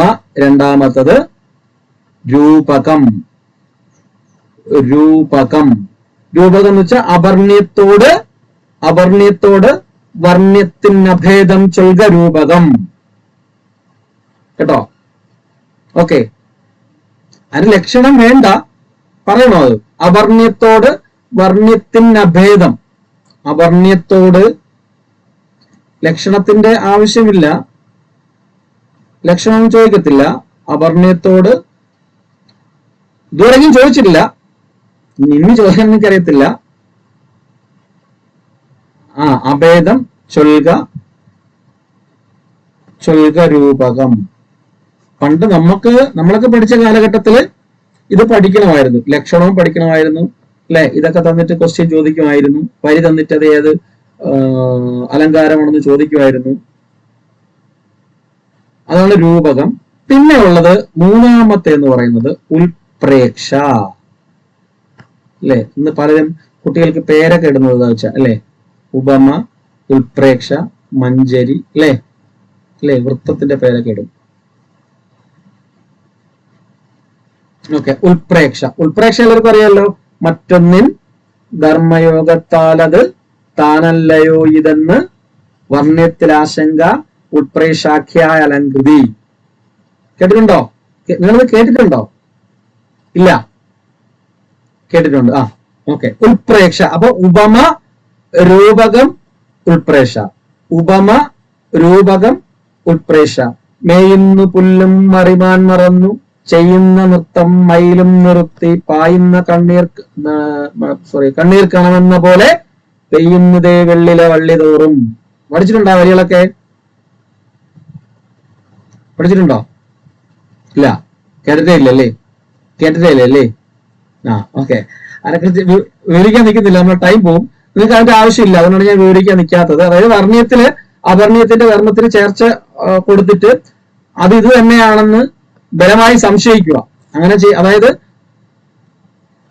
അങ്ങനെയുള്ളവരാണ് ഉൽപ്രേക്ഷ എന്ന് പറയുന്നത്. മറ്റൊന്നിൻ ധർമ്മയോഗത്താൽ അത് താനല്ലയോ ഇത് എന്ന് വർണ്ണ്യത്തിൽ ആശങ്ക ഉൽപ്രേക്ഷാഖ്യ അലങ്കൃതി എന്നാ പറയുന്നത്, ഉൽപ്രേക്ഷ. ഓക്കെ, അതിന്റെ ലക്ഷണമൊന്നും വേണ്ട, ഞാൻ പറയുന്നതേ ഉള്ളൂ, ജസ്റ്റ് ഓടിച്ച് പറയുന്നതേ ഉള്ളൂ. നിങ്ങൾ എന്താണെന്ന് ഓർത്ത് വെച്ചിരുന്നത്? അടുത്ത നാലാമത്തെ എന്ന് പറയുന്നത് അപ്രസ്തുത പ്രശംസ. അപ്രസ്തുത പ്രശംസ. അപ്രസ്തുത പ്രശംസ, അതായത് അപ്രസ്തുത പ്രശംസാഖ്യ അപ്രസ്തുത മുരയ്ക്കതാൻ എന്നൊക്കെയാണ് അത് പറയുന്നത്. അല്ല, അതിന്റെ ലക്ഷണം പറയുന്നത്. അത് ഒരു തവണ ചോദിച്ചതുമാണിത്. അപ്രസ്തുത പ്രശംസ എന്ന് പറയുന്നത് ഒരു തവണ ചോദിച്ച ഒരു ചോദ്യമാണ്, PV ആണ്, പ്രീവിയസ് ക്വസ്റ്റ്യൻ ആണ്. അപ്രസ്തുത പ്രശംസ എന്ന് പറയുന്നത് ഒട്ടും വായിക്കാത്തവർക്ക് അത് കിട്ടത്തേ ഇല്ല. അതായത് ഏതാണെന്ന് ചോദിച്ചു, താഴെ തന്നിരിക്കുന്നതിൽ അർത്ഥാലങ്കാരങ്ങളിൽ പെടുന്ന അലങ്കാരം ഏതെന്ന് ചോദിച്ചു. അപ്പൊ അതിൽ തന്നിരുന്ന ഒരേ ഒരു ഓപ്ഷൻ അപ്രസ്തുത പ്രശംസയായിരുന്നു. ബാക്കി അന്ത്യാക്ഷരപ്രാസവും ദീപകവും എന്താ പറയാ യമകവും അങ്ങനെയുള്ള ഓപ്ഷനൊക്കെയാണ് കൊടുത്തിരുന്നത്. ചേകാനുപ്രാസമൊക്കെയാണ് കൊടുത്തിരുന്നത്. ഓക്കെ, അഞ്ചാമത്തത് ഉല്ലേഖം. ഉല്ലേഖം ഒന്നിനെ തന്നെ പലതായി നിനയ്ക്കുകിൽ അല്ലെ? കാമനെന്നിവനെ സ്ത്രീകൾ, കാലനെന്നോർത്ത് വൈരികൾ എന്നൊക്കെ പറഞ്ഞുള്ള വരികളൊക്കെ കേട്ടിട്ടുണ്ടോ? കേട്ടിട്ടില്ല. ഓക്കെ, അതാണ് ഉല്ലേഖം എന്ന് പറയുന്നത്. അടുത്ത ആറാമത്തത് ദീപകം. ഏകധർമ്മത്തിൽ അന്യതിപ്പതു ദീപകം എന്നാ പറയുന്നത്. വിഷ്ണുരമയ്ക്ക്, നിങ്ങളത് കേട്ടില്ലേ? വിഷ്ണുരമയ്ക്ക് നിശയ്ക്ക് ശശാങ്കൻ, ഉമയ്ക്കു ഹരൻ, നളനെന്നോർക്കുകിൽ നിനക്കും. പഠിച്ചിട്ടുണ്ടോ? അത് പഠിച്ചിട്ടുണ്ടോ? അവിടെ? ഇല്ല. ദീപകം. അപ്പം 6 എണ്ണയുള്ളേ. 6 എണ്ണം ഒരുപാടുണ്ട്. ഇതിന്ന് ഏതെങ്കിലും ഒരെണ്ണ ചോദിക്കെങ്കിൽ ഇതിന്ന് ഏതെങ്കിലും ഒരെണ്ണ ചോദിക്കും. കോമൺ ആയിട്ടുള്ള ശബ്ദ നമ്മൾക്ക് 1 മുതൽ 7 വരെ, നിങ്ങൾക്ക് 7 വരെ നോക്കിയാൽ മതി. ഏകദേശം 7 വരെയെങ്കിലും നോക്കണം. ചില പോർഷൻസ് 9 10 പഠിക്കണം നിങ്ങൾക്ക്. അതായത് നമ്മുടെ സിലബസ് അനുസരിച്ചുകൊണ്ട് നമുക്ക് SCRT ബേസിക് ആയിട്ട് നോക്കുമ്പോൾ 1 മുതൽ 5 വരെയാണ് വേണ്ടത്, പക്ഷെ 7 വരെ നോക്കണം നിങ്ങൾ മെയിൻ ആയിട്ടുള്ള. അപ്പം 1 വരെ 7 വരെ വരുന്ന കാര്യങ്ങളിൽ അവിടുത്തെ ടെക്സ്റ്റുകളിൽ പരാമർശിക്കുന്ന അർത്ഥ അലങ്കാരങ്ങളിൽ പ്രധാനമായിട്ട് ഉപമയും രൂപകവും ഉൽപ്രേക്ഷയും അപ്രസ്തുത പ്രശംസയും ഉല്ലേഖവും ദീപകവുമാണ്. ഈ ക്വസ്റ്റ്യൻസ് ഒക്കെ നിങ്ങൾ കണ്ടിട്ടുണ്ടോ? നിങ്ങൾ എഴുതിയ പരീക്ഷയിൽ എവിടെയെങ്കിലും ശബ്ദാലങ്കാരങ്ങളോ അർത്ഥാലങ്കാരങ്ങളോ കണ്ടിട്ടുണ്ടോ? ഓർമ്മയില്ല. കണ്ടിട്ടുണ്ടോ? വായിച്ചു വിട്ട് കാണാൻ അറിഞ്ഞുകൂടാത്തോണ്ട് ചിലപ്പോ അല്ലേ? വായിച്ചു വിട്ട് കാണും, നമുക്ക് അങ്ങനെ സംഭവിച്ചിട്ടുണ്ട്. ഓക്കെ, അപ്പം ഇത് എന്താ ചെയ്യുക? ഇത് 6 എണ്ണം. ഇപ്പോഴേ പഠിച്ചോളൂ. ഊ ഉള്ളത് എത്ര എണ്ണം ഉണ്ട്? ഊ ഉള്ളത് 3 എണ്ണം ഇല്ലേ? ഊ ഉള്ളത് 3 എണ്ണം ഇല്ലേ? ഉപമ, ഉൽപ്രേക്ഷ, ഉല്ലേഖം. ഇപ്പോഴേ പഠിച്ചില്ലേ? ഉപമ, ഉൽപ്രേക്ഷ, ഉല്ലേഖം. പിന്നെ 3 എണ്ണമല്ലേ ഉള്ളു? രൂപകം, ദീപകം. അതും പഠിച്ചില്ലേ? രൂപകം, ദീപകം പഠിച്ചില്ലേ? പിന്നെ ലാസ്റ്റ് അപ്രസ്തുത പ്രശംസ. കിട്ടിയാ?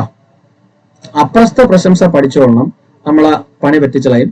കാരണം അപ്പുറത്ത് ഇതേ കണക്ക് വരുന്ന കുറെ ആൾക്കാരുണ്ട്. അനുപ്രാസം, അന്ത്യാക്ഷര പ്രാസം എന്നൊക്കെ പറഞ്ഞ്, ആദ്യാക്ഷര പ്രാസം എന്ന് പറഞ്ഞ് വരുന്ന കുറെ ആൾക്കാരുണ്ട്. അതുകൊണ്ട് യവനെ ശ്രദ്ധിച്ചോളണം. അപ്രസ്തുത പ്രശംസ എവിടെ ഉള്ളതാണ്? അർത്ഥത്തിൽ വരുന്നതാണ്. അർത്ഥാലങ്കാരത്തിൽ. അപ്പൊ ഉപമ, ഉൽപ്രേക്ഷ, ഉല്ലേഖം, പിന്നെ 2 രൂപകം, ദീപകം, അപ്രസ്തുത പ്രശംസ. പഠിച്ചോ? അത്രേ ഉള്ളൂ അർത്ഥാലങ്കാരം. ഇനി ശബ്ദാലങ്കാരങ്ങളാണ്. ശബ്ദാലങ്കാരങ്ങളിൽ ഒന്നാമത്തവൻ എന്ന് പറയുന്നത് അനുപ്രാസം. അനുപ്രാസമാണ് ശബ്ദാലങ്കാരത്തിൽ വരുന്നത്. അനുപ്രാസം വ്യഞ്ജനത്തെ ആവർത്തിക്കിൽ ഇടയ്ക്കിടെ. അനുപ്രാസം വ്യഞ്ജനത്തെ ആവർത്തിക്കിൽ ഇടയ്ക്കിടെ എന്നാണ് അതിന്റെ ലക്ഷണമായിട്ട് വരുന്നത്. അടുത്തത് ആദ്യാക്ഷരപ്രാസം. ആദ്യാക്ഷരപ്രാസമുണ്ട്, അന്ത്യാക്ഷരപ്രാസമുണ്ട്. അപ്പൊ ഒന്നാമത്തത് ആദ്യാക്ഷരപ്രാസം.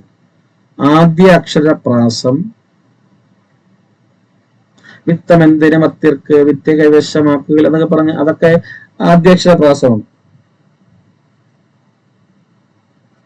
അതായത് എന്ന് പറഞ്ഞു കഴിഞ്ഞാല് ഒരു പദ്യം ആരംഭിക്കുമ്പോഴത്തേക്ക് ആദ്യ അക്ഷരം, അതായത് അക്ഷരം എന്ന് വെച്ചാൽ വർണ്ണങ്ങളാണല്ലോ, ഞങ്ങൾ പഠിപ്പിക്കാം. അതായത് ഒരു ശ്ലോകമായാലും എന്തായാലും അതായത് 2 വരികളിലായാലും 4 വരികളിലായാലും അതിന്റെ ആദ്യ അക്ഷരങ്ങൾ ഒരേ വർണ്ണത്തിൽ തുടങ്ങും, ഒറ്റ വർണ്ണത്തിൽ. ഇപ്പൊ ഞാൻ പറഞ്ഞില്ലേ, ഇപ്പം ഇതാണ് വിത്തമെന്തിന് മർദ്യർക്ക് വിദ്യ കൈവശമാക്കുകിൽ. രണ്ടും ഏത് വർണ്ണത്തിലാണ് തുടങ്ങിയിരിക്കുന്നത്? ഒന്നാമത്തെ വരി വിത്തമെന്തിന് മർദ്യർക്ക് വിദ്യ കൈവശമാക്കുകിൽ. രണ്ടും ഏത് വർണ്ണത്തിലാ തുടങ്ങിയിരിക്കുന്നതെന്ന് പറയാമോ? വീലല്ലേ? വാ എന്ന് പറയുന്ന വർണ്ണമല്ലേ? അല്ലേ? വാ എന്ന് പറയുന്ന വർണ്ണത്തിലാണ് തുടങ്ങിയിരിക്കുന്നത്. ഓക്കെ, അപ്പൊ അതുകൊണ്ട് അങ്ങനെ പറഞ്ഞാൽ നമ്മള് ആദ്യാക്ഷര പ്രാസം എന്ന് പറയുന്നത് ആദ്യാക്ഷര പ്രാസം എന്ന് പറയുന്നത്. മൂന്നാമത്തത് അന്ത്യാക്ഷര പ്രാസം. അന്ത്യല്ല, അതിന് മുമ്പ് ഒന്നുകൂടെ ദ്വിതീയാക്ഷര പ്രാസം. നടുക്ക് ദ്വിതീയാക്ഷര പ്രാസം കേട്ടോ. ദ്വിതീയാക്ഷര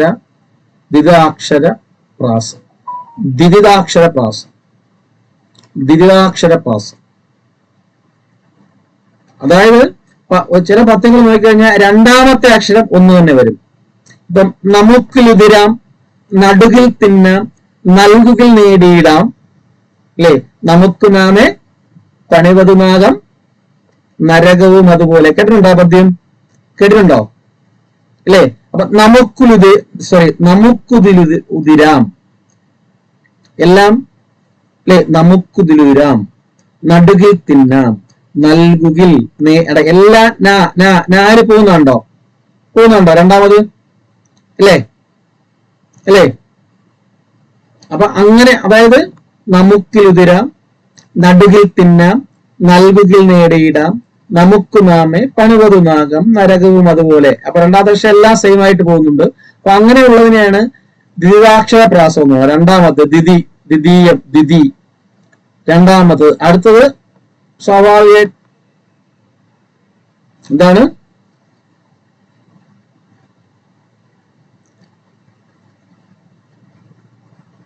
കേട്ടില്ല.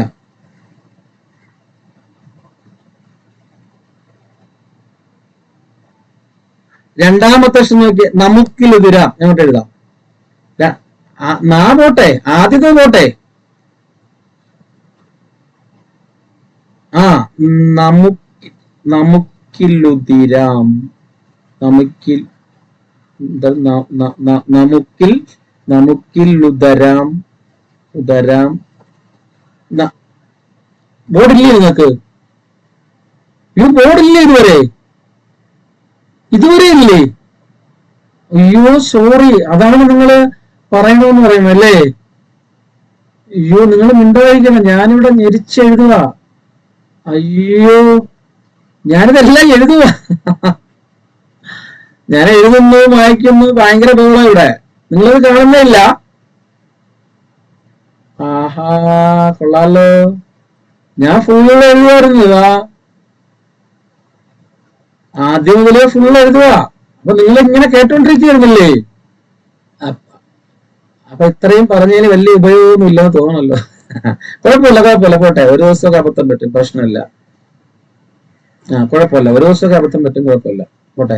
പറയണം കേട്ടോ, ബോർഡില്ലെങ്കിൽ ഞാൻ നിങ്ങൾക്ക് ഷെയർ ചെയ്തതായിരിക്കും പറ്റിപ്പോയത്. ഓക്കെ. അപ്പം ദ്വിതീയാക്ഷര പ്രാസം. അപ്പൊ നമുക്കിലുതിരാം,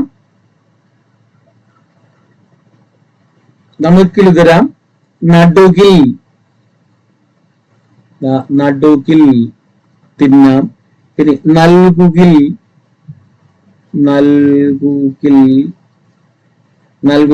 നേടിയിടാം.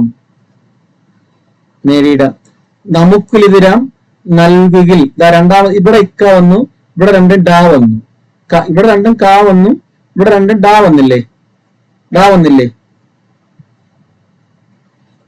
ഒന്നില്ലടേ. അങ്ങനെ പോകുന്നത്, ആ ലെവലിൽ പോകുന്നത്. ആ ലെവലിൽ പോകുന്നതിനാണ് നമ്മള് ദ്വിതീയാക്ഷര പ്രാസം എന്ന് വിളിക്കുന്നത്. രണ്ടാമത്തെ അക്ഷരം ഒന്ന് തന്നെ വരുന്നത്, രണ്ടാമത്തെ അക്ഷരം ഒരേ അക്ഷരം തന്നെ വരുന്നത്. ഇനി ഇതിനെ, ഈ ദ്വിതീയാക്ഷര പ്രാസത്തെ ഒരു തവണ പരീക്ഷയ്ക്ക് ചോദിച്ചപ്പോഴത്തേക്ക് ദ്വിതീയാക്ഷര പ്രാസം എന്നല്ല ചോദിച്ചത്, ഇതിന് വേറൊരു പേരുണ്ട്. ദ്വിതീയാക്ഷര പ്രാസത്തെ ബ്രാക്കറ്റിൽ എഴുതി വെച്ചു കൊടുക്കുക. ഇതിനെന്ത് വിളിക്കും?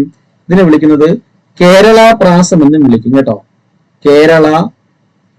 കേരള പ്രാസം എന്ന് വിളിക്കും. ഇത് നാളെ പഠിക്കാനായിട്ട് മാറ്റി വെക്കരുത് കേട്ടോ. നിങ്ങൾ എല്ലാ ക്ലാസ്സിലും അങ്ങനെ തന്നെ ആയിരിക്കണം. ഓരോ ക്ലാസ്സിൽ, ഏത് ക്ലാസ് ആയി കഴിഞ്ഞാലും ക്ലാസ്സിൽ ഇരിക്കുമ്പോൾ എന്ത് ചെയ്ത് ഇനി നമ്മളെല്ലാം കൂടെ പഠിച്ച്, അതാണ് നിങ്ങൾക്ക് പറ്റിപ്പോണ അബദ്ധം. എല്ലാം കൂടെ പഠിച്ച് മറ്റ് പരീക്ഷയിൽ പഠിക്കുന്ന പോലെ നോട്ട് കിട്ടി എല്ലാം എടുത്തു വെച്ചിട്ട് ഒന്നേ തുടങ്ങാന്ന് പറഞ്ഞ് വിചാരിച്ചിരിക്കരുത് കേട്ടോ. ദയവ് വിചാരിച്ചിരിക്കരുത്. മനസ്സിലായില്ലെങ്കിൽ അപ്പോഴെപ്പോഴും പറയുക, അപ്പോഴെപ്പോഴും പഠിച്ച് പോവുക. ഓക്കെ.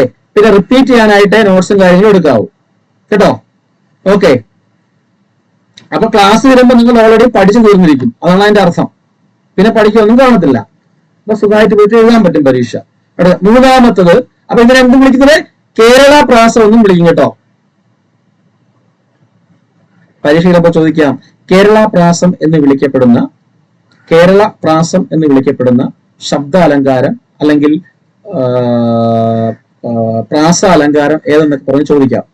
ശബ്ദാലങ്കാരം എന്നോ പ്രാസാലങ്കാരം എന്നൊക്കെ പറഞ്ഞ് ചോദിക്കാം. അപ്പൊ കേരള പ്രാസം എന്ന് വിളിക്കുന്നത് ആരെയാണ്? ദ്വിതീയാക്ഷര പ്രാസത്തെയാണ്. ഓക്കെ. അടുത്തത് നാലാമത്തത് അന്ത്യാക്ഷര പ്രാസം. അന്ത്യാക്ഷര പ്രാസം എന്ന് വെച്ചാൽ അപ്പൊ എന്തായിരിക്കും? അവസാനത്തെ അക്ഷരങ്ങൾ എന്തായിരിക്കും? ഒരേപോലെ വരുന്നത് അല്ലേ? അതായത് ക്ഷേമം നടിച്ചു, നിജഗേഹ ഗതി കുറച്ചു, നാമം വിളിച്ചു, മഹിളാജനമൊത്തുറച്ചു. അല്ലേ? ഇച്ച വരുന്നില്ലേ? അല്ലേ? ഗതി കുറച്ചു, അവസാനം ഇച്ച് വന്നു, ലാസ്റ്റ് എന്താണ്? മഹിളാജനമൊത്തുറച്ചു, ലാസ്റ്റ് ഇച്ച വന്നു. അപ്പം അവസാനം ഒരു സെയിം അക്ഷരം വരുന്നത് ആണ് അന്ത്യാക്ഷര പ്രാസം. ഇനിയുണ്ട് ഒരു പ്രാസാലങ്കാരം എന്ന് പറയുന്നത്. എത്രമായി?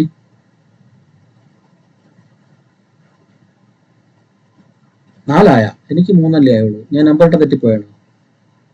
ഞാൻ നമ്പറിട്ട് തെറ്റിപ്പോയാണ് അല്ലേ? 3, 4. ഓക്കെ. അടുത്ത 5 ചേകാനുപ്രാസം. ചേകാനുപ്രാസം. ഈ മലയാളത്തിനെ കുറിച്ച് അധികം ഐഡിയ ഇല്ലാത്തവർക്ക് നല്ല ഉറക്കം വരും ഗ്രാമറൊക്കെ പഠിക്കുമ്പോഴത്തേക്ക്. അത് ഇംഗ്ലീഷും അങ്ങനെ തന്നെ. ചേകാനുപ്രാസം. പക്ഷെ ഉറക്കത്തേക്ക് നമ്മൾ മറികടന്ന് പഠിക്കുക. ഞാൻ ആദ്യം പറഞ്ഞ കാര്യം പോലെ ഇത് നേർന്നു എന്നുള്ള ലെവലിൽ ഇരിക്കുക. ചേകാനുപ്രാസം. ചേകാനുപ്രാസം. അതായത് ചേകാനുപ്രാസം എന്ന് പറഞ്ഞു കഴിഞ്ഞാൽ ഇത് ഒരു തവണ, ഈ ചേകാനുപ്രാസം ഒരു തവണ അതിന്റെ സ്റ്റേറ്റ്മെന്റ് ചോദിച്ചായിരുന്നു കേട്ടോ. സ്റ്റേറ്റ്മെന്റ് ആയിട്ട് ചോദിച്ചത്, അതായത് കൂട്ടക്ഷരങ്ങൾ ഈരണ്ടായി ആവർത്തിക്കുന്നത് കേട്ടോ. അതിന്റെ ഡെഫിനിഷൻ ഇതാണ്. കൂട്ടക്ഷരങ്ങൾ ഞാൻ എപ്പോഴും എഴുതി കൊടുക്കാറുണ്ട്. കൂട്ടക്ഷരങ്ങൾ എങ്ങനെ ആവർത്തിക്കുന്നു? ഈരണ്ടായി ആവർത്തിക്കുന്നത്. കൂട്ടക്ഷരങ്ങൾ ഈരണ്ടായിട്ട് ആവർത്തിക്കുന്നതാണ് എന്തെന്ന് പറയുന്നത് ചേകാനുപ്രാസം. ചേകാനുപ്രാസം. ഇവിടെ ഈ ചായ അല്ല കേട്ടോ, ഞാൻ ഉച്ചരിച്ച ശരിയായിരുന്നു. ഇത് നമ്മളെ അച്ഛന്റെ ഒരു ചേകാനുപ്രാസം. ചേകാനുപ്രാസം. കൂട്ടക്ഷരങ്ങള് ഈരണ്ടായി കണ്ണനുണ്ണി നമുക്കൊന്ന് മമന്താനന്ദമേകണം. കണ്ണനുണ്ണി നമുക്കൊന്ന്. കൂട്ടക്ഷരങ്ങൾ ഈരണ്ടായിട്ട് കണ്ണനുണ്ണി. ഇങ്ങനെ കണ്ണനുണ്ണി. ഇവിടെ ഒരു ഉണ്ണ, വീണ്ടും ഉണ്ണി. കണ്ടോ? ഇങ്ങനെ രണ്ടായിട്ട് വരുന്നില്ലേ അല്ലേ? ഈ ഉണ്ണ വീണ്ടും വരുന്നില്ലേ? വരുന്നില്ലേടെ? അപ്പൊ അങ്ങനെ വരുന്നത്. അങ്ങനെ കൂട്ടക്ഷരങ്ങള് ഈരണ്ടായിട്ട് ആവർത്തിച്ച് വരികയാണെങ്കിൽ അങ്ങനെയുള്ള പ്രാസത്തെയാണ്, അങ്ങനെ ഉപയോഗിക്കുന്ന പ്രാസത്തെയാണ് നമ്മൾ ചേകാനുപ്രാസം എന്ന്. അപ്പൊ പ്രാസം കഴിഞ്ഞു. അപ്പൊ പ്രാസം ഈ 5 എണ്ണമാണുള്ളത്. പ്രാസം ശ്രദ്ധിച്ചോളണം. അനുപ്രാസം, അന്ത്യാക്ഷരം, ദ്വിതീയാക്ഷരം, അന്ത്യാക്ഷരം, ചേകാനു. 5 എണ്ണം. ഓക്കെ. നമ്മൾ നേരത്തെ പറഞ്ഞ എന്താണ്? ഉണ്ണിക്കണ്ണൻ വരും. ഉണ്ണിക്കണ്ണൻ എന്ന് പറയുന്നത് വരും. ഇരട്ടിച്ച് വന്നാൽ മതി. മനസ്സിലായില്ലേ? കൂട്ടക്ഷരങ്ങള് ഈരണ്ടായിട്ട് ആവർത്തിച്ച് വരണം. ഓക്കെ.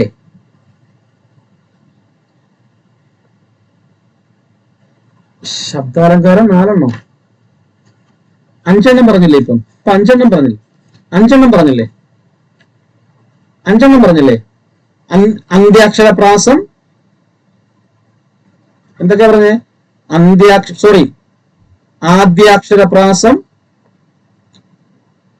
ആദ്യാക്ഷരപ്രാസം, ദ്വിതീയാക്ഷരപ്രാസം, അന്ത്യാക്ഷരപ്രാസം, ചേകാനുപ്രാസം.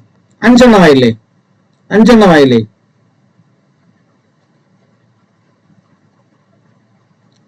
അനുപ്രാസം. ആദ്യത്തെ അനുപ്രാസം,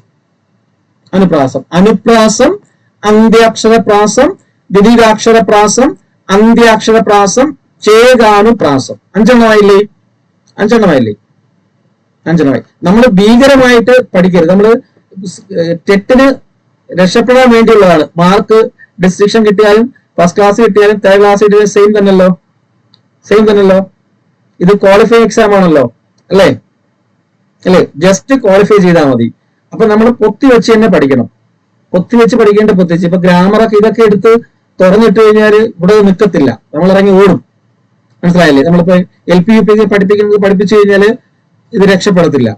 അത്രയൊന്നും വേണ്ട. നമുക്ക് അത്യാവശ്യം ചോദിച്ചു കഴിഞ്ഞാൽ മാർക്ക് കിട്ടുക, എന്താണ് ചോദിക്കുന്നതെന്ന് മനസ്സിലാക്കുക, അത്രേ ഉള്ളൂ. മനസ്സിലായില്ലേ? ജസ്റ്റ് ട്രിക്കി ആയിട്ട് പറയുക. അത് നിങ്ങൾക്ക് കുറച്ച് അങ്ങോട്ടേ വരുമ്പോഴത്തേക്കും, മലയാളം കുറച്ച് അങ്ങോട്ടേക്ക് പോകുമ്പോഴത്തേക്കും ഇംഗ്ലീഷ് പഠിപ്പിക്കാൻ മനസ്സിലാവും. ഓക്കെ. പക്ഷെ ഡീറ്റെയിൽ ആയിട്ട് പഠിപ്പിക്കേണ്ട കാര്യങ്ങൾ, ഇപ്പൊ സയൻസ് അതുപോലെ സൈക്കോളജി, അത് ഇച്ചിരി ഡീറ്റെയിൽ ആയിട്ട് പോയാലേ നമുക്ക് എഴുതാൻ പറ്റുള്ളൂ. ഓക്കെ. അന്ത്യാക്ഷരപ്രാസം, ചേകാനുപ്രാസം. ലാസ്റ്റ് ഇതിന്റെ കൂട്ടത്തിൽ ഒരെണ്ണം കൂടെ ഉണ്ട്, അതും ചോദിച്ചിട്ടുള്ളതാണ്. അതാണ് യമകം. കേട്ടിട്ടുണ്ടായിരിക്കും നിങ്ങൾ. യമകം 6ാമത്തത് അല്ലെ? കേട്ടിട്ടുണ്ടായിരിക്കും അല്ലെ? യമകം കേട്ടിട്ടുണ്ടോ? യമകം ഇല്ല, കേട്ടിട്ടേ ഇല്ല. അക്ഷരക്കൂട്ടമൊന്നായിട്ടർത്ഥം ഭേദിച്ചിടുംപടി ആവർത്തിച്ചു കഥിച്ചീടിൽ ദമകമ്പലമാതിരി എന്നും പറഞ്ഞിട്ട് ഇല്ല ഇല്ല. ഓക്കെ, അപ്പം യമകം സെപ്പറേറ്റ് അതിന്റെ കൂട്ടത്തിന് എഴുതി വെച്ചിരിക്കുക. യമകവും ഒരു ശബ്ദാലങ്കാരമാണ്. യമകം എന്ന് പറയുന്നതും ഒരു ശബ്ദാലങ്കാരമാണ്. അപ്പം മൊത്തം ശബ്ദാലങ്കാരങ്ങൾ എത്രണ്ണമുണ്ട്? ശബ്ദാലങ്കാരങ്ങൾ എത്രമാണ്? 6 എണ്ണമാണ്. 6 എണ്ണമാണ്. 6 എണ്ണമാണ്. മറ്റത് എത്രണ്ണമാണ്? അർദ്ധാലങ്കാരങ്ങൾ എത്രണ്ണമാണ്? 7 എണ്ണമാണ്. ഉപമ, ഉൽപ്രേഷ, ഉല്ലേഖം, രൂപകം, ദീപകം, അപ്രസ്തുത പ്രശംസ. ഞാൻ സ്വഭാവോക്തി പറഞ്ഞില്ലേ? 7ാമത്തെ പറഞ്ഞില്ലേ? ഇതിന്റെ കൂടുതൽ ഒന്നുകൂടെ എഴുതിക്കോളണേ. 7 അത് ഞാൻ വിട്ടുപോയാണ് കേട്ടോ, ഓർമ്മ വന്നില്ല അപ്പോഴും. സ്വഭാവോക്തി കേട്ടോ, ഇതിന്റെ കൂടുതൽ സ്വഭാവോക്തി എന്ന് പറയുന്ന ഒരു ലക്ഷണം, ഒരു ഇതും കൂടെ ഉണ്ടേ. സ്വഭാവോക്തി കേട്ടോ, സ്വഭാവോക്തി. സൂക്ഷ്മ സ്വഭാവം വർണ്ണിച്ചാൽ സ്വഭാവോക്തിയാമത്. ഉടൻ മഹാദേവി ഇടത്തു കയ്യാൽ അഴിഞ്ഞവാർ പൂങ്കുഴലൊന്നുതിക്കി ജ്വലിച്ച കൺകൊണ്ടൊരു നോക്കി പാർശ്വസ്ഥനാകും പതിയോട് ഉരച്ചാൽ. പഠിച്ചിട്ടുണ്ടോ അത്? ആ കവിത പഠിച്ചിട്ടുണ്ടോ? അതായത് സൂക്ഷ്മ സ്വഭാവത്തെ വർണ്ണിക്കുന്നതിനെയാണ്, അതായത് ആ ദേഷ്യത്തെ വർണ്ണിക്കുന്ന, അങ്ങനെ ഒരു സൂക്ഷ്മ സ്വഭാവത്തെ വർണ്ണിക്കുന്ന, അങ്ങനെ വർണ്ണിച്ചാൽ അത് സ്വഭാവോക്തി. അപ്പം ഇത് 7 എണ്ണം ഉണ്ട് കേട്ടോ, വിട്ടുപോകരുത്. എനിക്കിപ്പോ വിട്ടുപോയതുപോലെ നിങ്ങൾക്ക് വിട്ടുപോകരുത്. 7 എണ്ണമാണ് ഏതിലുള്ളത്? അർത്ഥാലങ്കാരങ്ങളിലുള്ളത്. അത് നമ്മൾ ഊ വെച്ചിട്ടുള്ളത് ഉപമ, ഉൽപ്രേഷ, ഉല്ലേഖം, കം വെച്ചുള്ളത് രൂപകം, ദീപകം, പിന്നെ 2 സെപ്പറേറ്റ് അപ്രസ്തുത പ്രശംസയും സ്വഭാവോക്തിയും. ഇപ്പുറത്ത് മൊത്തം ആയാണ്, അവസാനം ഒരു യായും അല്ലേ? അനുപ്രാസം, ആദ്യാക്ഷരം, പിന്നെ ദ്വിതീയാക്ഷരം, അന്ത്യാക്ഷരം, ചേകാനു, യമകം അല്ലേ? മൊത്തം പ്രാസവും ആസ്റ്റർ യമകവുമാണ് രണ്ടാമത്തെ ശബ്ദാലങ്കാരങ്ങൾ. തിരിഞ്ഞു പോകരുത്. അപ്പൊ ഇത്രയേ ഉള്ളൂ അലങ്കാരത്തിന്റെ ഭാഗത്ത് നിന്ന് ചോദിക്കുന്ന ഡയറക്റ്റ് ക്വസ്റ്റ്യൻസ് ആണ് എപ്പോഴും ചോദിക്കുന്നത്. ഡയറക്റ്റ് ക്വസ്റ്റ്യൻ, ഡയറക്റ്റ് അല്ലാതെ ചോദിച്ച ഞാൻ ഈ പറഞ്ഞ ഈ സാധനം അത് ഇങ്ങനെ ഉള്ളതുകൊണ്ടാണ് അങ്ങനെ ചോദിച്ചത്. ഈ ഒരു സെപ്പറേറ്റ് ആയിട്ടുള്ളത് കൂട്ടക്ഷരങ്ങൾ ഈ 2 ആവർത്തിക്കുന്നത് ഏത് പ്രാസാലങ്കാരമാണ്, അല്ലെങ്കിൽ ഏത് ശബ്ദാലങ്കാരമാണെന്നൊരു ക്വസ്റ്റ്യൻ ചോദിച്ചിരുന്നു. അതൊക്കെ മീൻസ് കുറച്ച് ടഫസ്റ്റ് ആയിട്ടുള്ള ക്വസ്റ്റ്യൻ ആണ്. ആ പരീക്ഷയിലെ ടഫസ്റ്റ് ക്വസ്റ്റ്യൻ ആയിരിക്കും അങ്ങനെ ചോദിക്കുന്ന ക്വസ്റ്റ്യൻസ് ഒക്കെ. തീരെ ആരും നോക്കാതെ പോകണം, അല്ലെങ്കിൽ മലയാളത്തെ കുറിച്ച് ഇച്ചിരി അറിവുള്ളവർ അത് എഴുതും.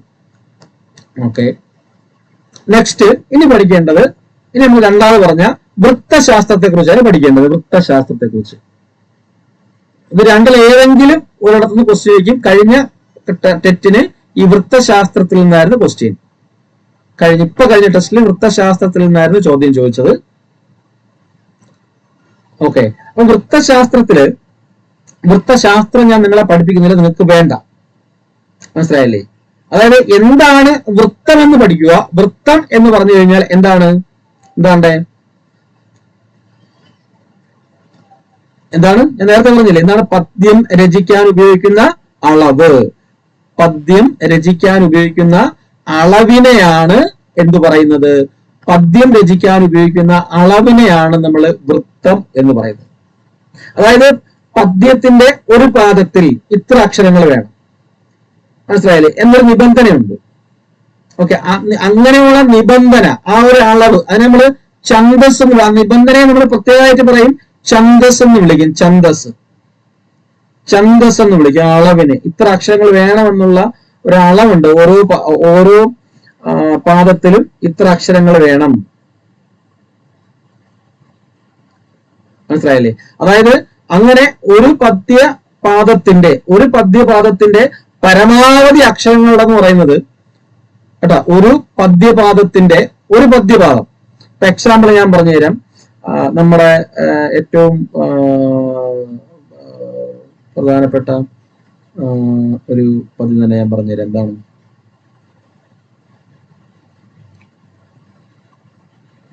ഇപ്പം ഇതാണ്ടേ, ഇപ്പൊ കരുണയുടെ തുടങ്ങുന്ന എങ്ങനെയുടെ? കരുണ തുടങ്ങുന്ന എങ്ങനെയുടെ? എങ്ങനെ പറയാം മക്കളെ? നിങ്ങള് +2 വരെ പഠിച്ചിട്ടുണ്ടെങ്കിലും കുറെ പദ്യമൊക്കെ പഠിച്ചല്ലേ. കരുണ പറയണ എങ്ങനെയാ? കരുണ കുമാരനാശാന്റെ അത് വീണഭൂവല്ലേ. കരുണ പറയാൻ പറയുന്നത് അതിലൊരു വൃത്തമുണ്ട്. എനിക്ക് വീണഭൂവിന്റെ വൃത്തം എനിക്ക് അറിയത്തില്ല, അതുകൊണ്ടാണ്.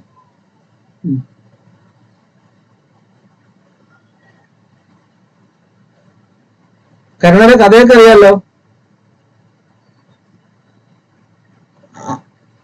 കരുണയുടെ കഥയൊക്കെ അറിയാലോ. കരുണയുടെ കഥ അറിയാമോ? അറിയാമോടെ? ബുദ്ധഭിക്ഷു ഇല്ല, അറിയത്തില്ല. അയ്യോ, കേട്ടിട്ടേ ഇല്ല. കരുണയെ കുറിച്ച് കേട്ടിട്ടേ ഇല്ല. അനുപമ കൃപാനിധി അഖില ബാന്ധവൻ ശാഖ്യ എന്ന് പറഞ്ഞ കഥ കേട്ടില്ലേ? ജിനദേവൻ ധർമ്മരശ്മി ചൊരിയും നാളിൽ. കേട്ടിട്ടുണ്ടോ? ഉത്തര മധുരാപുരി ഉത്തരോപാന്തത്തിലുള്ള. കേട്ടിട്ടേ ഇല്ല, ആദ്യം കേക്കാണ്. അയ്യോ, അത് മറ്റേ എന്താ പറയാ, അതില് മറ്റേ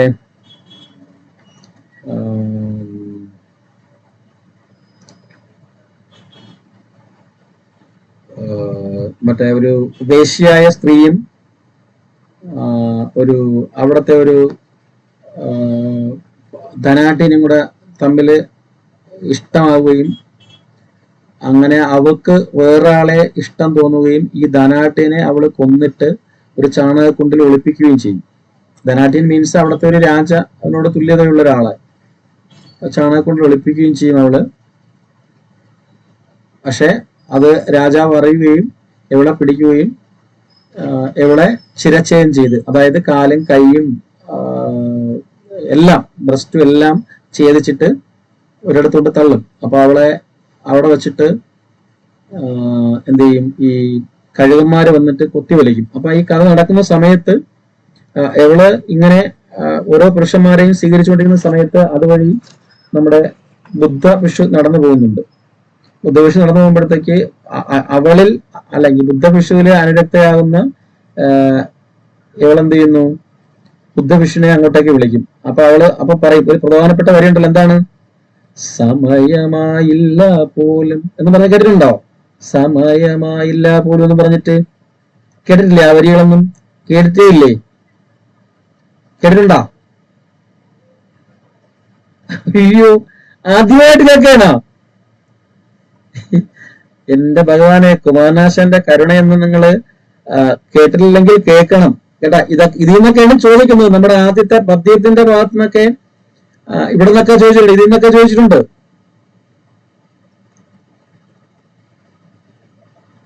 കേട്ടോ. ഇത് സാധാരണയായിട്ട് ഈ കരുണ അപ്പം ബുദ്ധവിഷ്ണുവോട് ചോദിക്കുന്ന സമയത്ത് ബുദ്ധവിഷ്ണു പറയും, സമയമായില്ല, സമയമാകുമ്പോൾ ഞാൻ വരാം എന്ന് പറയും. മനസ്സിലായില്ലേ? അങ്ങനെ അവളിങ്ങനെ കൈയും കാലും എല്ലാം അറ്റ് അവിടെ കിടക്കുന്ന സമയത്ത് അവിടെ വരികയും അവൾക്ക് ശാമോഷം കൊടുക്കുന്നതൊക്കെയാണ് കവിത കേട്ടോ. ഖണ്ഡകാവ്യമാണ്, ഒത്തിരി ഉണ്ട്. അപ്പം അതാണ് കവിത. അപ്പം അനുപമാൻ കൃപ എന്നാണ് തുടങ്ങുന്നത്. അപ്പൊ ഞാൻ പറയാനുള്ള കാരണം, ഇതിന്റെ വൃത്തം എന്ന് പറയുന്നത് എന്ന് പറയുമ്പോൾ ഇതിന്റെ വൃത്തം എന്ന് പറയുന്നത് നദോന്നതയാണ്. നമ്മൾക്ക് അങ്ങനെ ചോദിക്കും, നദോന്നത എന്ന് പറയുന്നത് 7 തരം വൃത്തങ്ങളെന്ന് ചോദിക്കാറുണ്ട്. ഏതുതരം വൃത്തം എന്ന് പറയാമോ? അങ്ങനെയാണെങ്കിൽ പാടാനുള്ള, ഞാൻ പാടിയപ്പോ അതുപോലെ ആയില്ല. നദോന്നത വൃത്തം ഉണ്ട്. ഏതുതരം വൃത്തമാണ്? തിത്തൈ ആ താള ഏതാ? പറഞ്ഞു പോന്നേ. ടനാടൻ കുഞ്ചയിലെ ചൂപണ്ണെ കുഴലാളെ എന്ന് പറഞ്ഞു പോകുന്ന അതാ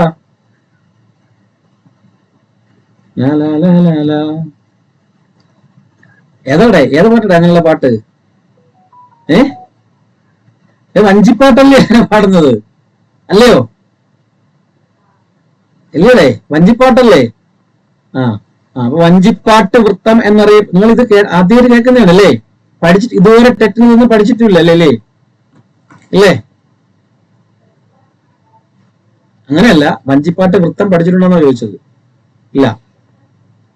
നദോന്നത, നദോന്നത കേട്ടോ, നദോന്നതയാണ്. അതായത് ഒരു വരിയിൽ 8 ഗണം, 2 വരിയിൽ 61, അങ്ങനെ പോകുന്നതാണ്. ഞാൻ പറഞ്ഞുതരാം അത്. ഓക്കെ, അപ്പം നദോന്നതയാണ്. അപ്പൊ നമ്മൾ ഈ ഓരോ അക്ഷരങ്ങളെ, അതായത് ഒരു പാദത്തില് എത്ര അക്ഷരം വേണമെന്നുള്ളത്, അതായത് ഇപ്പം എക്സാമ്പിള് നമ്മൾ ഈ അക്ഷരങ്ങളെ ഉണ്ടല്ലോ, അക്ഷരങ്ങളെ ഈ ഗുരു, ലഘു എന്നൊക്കെ പറഞ്ഞ് തിരിച്ച് വൃത്തം എഴുതുന്ന രീതി എവിടെയെങ്കിലും കേട്ടിട്ടെങ്കിലും ഉണ്ടോ? ഇല്ല, ഇല്ല. ലഘുവിനാണെങ്കിൽ ഇങ്ങനെ യു എന്ന് ഇങ്ങനെ ചിഹ്നം ഇടും, ഗുരുവിനാണെങ്കിൽ ഒരു വരയും ഇങ്ങനെയൊക്കെ വരച്ചിട്ട് എഴുതുന്ന കണ്ടിട്ടുണ്ടോ? ഇല്ല, ഇല്ലല്ലോ, ഇല്ല, ഇല്ല. ഇങ്ങനെ വരച്ചെഴുതിയൊക്കെയാണ് നമ്മൾ വൃത്തം തിരിക്കുന്നത്. നിങ്ങൾക്കിപ്പം നിങ്ങളെ തിരിക്കാൻ പഠിക്കുകയും വേണ്ട, അവര് കൺവേഷൻ വേണ്ട, ഒന്നും വേണ്ട. നിങ്ങൾ ഇവിടെ ഒരൊറ്റ കാര്യം അറിഞ്ഞിരുന്നാൽ മതി. വൃത്തശാസ്ത്രത്തില് എന്താണ് വൃത്തം? പദ്യം രചിക്കാൻ ഉപയോഗിക്കുന്ന അളവിനെയാണ് വൃത്തം എന്ന് പറയുന്നത്. ഒരു പദ്യപാദത്തിന്റെ പരമാവധി അക്ഷരങ്ങളുടെ കണക്ക് എത്രയാണ്? ഒരു പദ്യപാദത്തിന്റെ പരമാവധി, ഒരു പാദം മനസ്സിലായില്ലേ? ഒരു പദ്യപാദത്തിന്റെ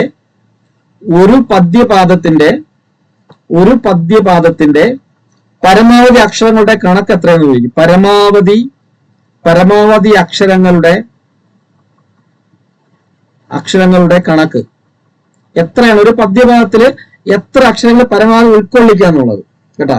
26 ആണേ കേട്ടോ, 26 അക്ഷരങ്ങളാണ് ഒരു പദ്യപാദത്തില് പരമാവധി നമുക്ക് എന്ത് ചെയ്യാൻ പറ്റും?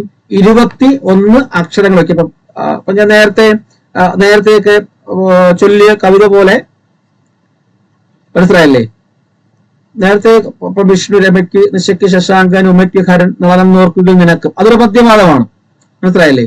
അപ്പൊ അതിന് മാക്സിമം എത്ര അക്ഷരം വരാം? ഒരു പദ്യപാദം എന്ന് പറയുമ്പോഴത്തേക്ക് പ്രക്ഷേമം നടിച്ചു നിജഗേഹ ഗതിക്കുറച്ചു, നാമം വിളിച്ചു മഹള ജനമൊത്തുറച്ചു. അപ്പൊ അതുകൊണ്ട് ചേർത്തിട്ടൊരു പദ്യപാദമാണ്. അപ്പൊ പദ്യപാദത്തിന് പരമാവധി എത്ര വരാം? 26 അക്ഷരങ്ങൾ. 26 അക്ഷരങ്ങളാണ് ഒരു പദ്യപാദത്തിൽ ഉള്ളതായിട്ട് കണക്കാക്കപ്പെടുന്നത്, അല്ലെങ്കിൽ വേണ്ടതായിട്ട് കണക്കാക്കപ്പെടുന്നത്. പരമാവധി, മനസ്സിലായില്ലേ? പരമാവധി 26. അപ്പൊ അങ്ങനെ പരമാവധി 26 ഉണ്ടെങ്കിൽ പദ്യപാദം എന്ന് നമ്മൾ പറയും. പക്ഷെ 26 കൂടുതലാണെങ്കിൽ, 26 അക്ഷരത്തില് അധികമാണെങ്കിൽ, 26 അക്ഷരത്തില് അധികമാണെങ്കിൽ അതിനെ വേറൊരു പേര് വിളിക്കും. അതിനെ വിളിക്കുന്ന പേരാണ് ദണ്ഡകം. എന്താണ്ട്? ദണ്ഡകം. അപ്പോൾ 26 എണ്ണമായാല്, ഒരു പദ്യപാദത്തിൽ മാക്സിമം എത്ര, പരമാവധി എത്ര അക്ഷരങ്ങള്? 26. 26 കൂടിയാലോ ദണ്ഡകം. പിന്നെ കുറെ നിയമങ്ങളുണ്ട്. കാരണം ഒരു നമ്മൾ എപ്പോഴും വൃത്തശാസ്ത്രത്തില് സ്വരങ്ങളെ മാത്രമേ നമ്മൾ അക്ഷരങ്ങളായിട്ട് കണക്കാകത്തുള്ളൂ. സ്വരങ്ങൾ എന്ന് പറഞ്ഞാൽ ആരൊക്കെയാണ്? സ്വരങ്ങള്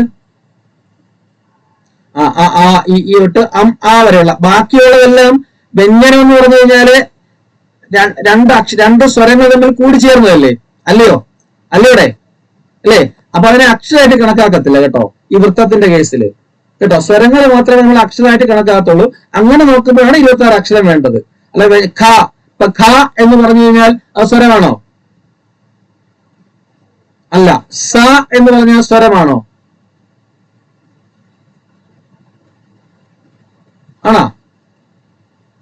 ആണോ അല്ലയോ? Yes or no?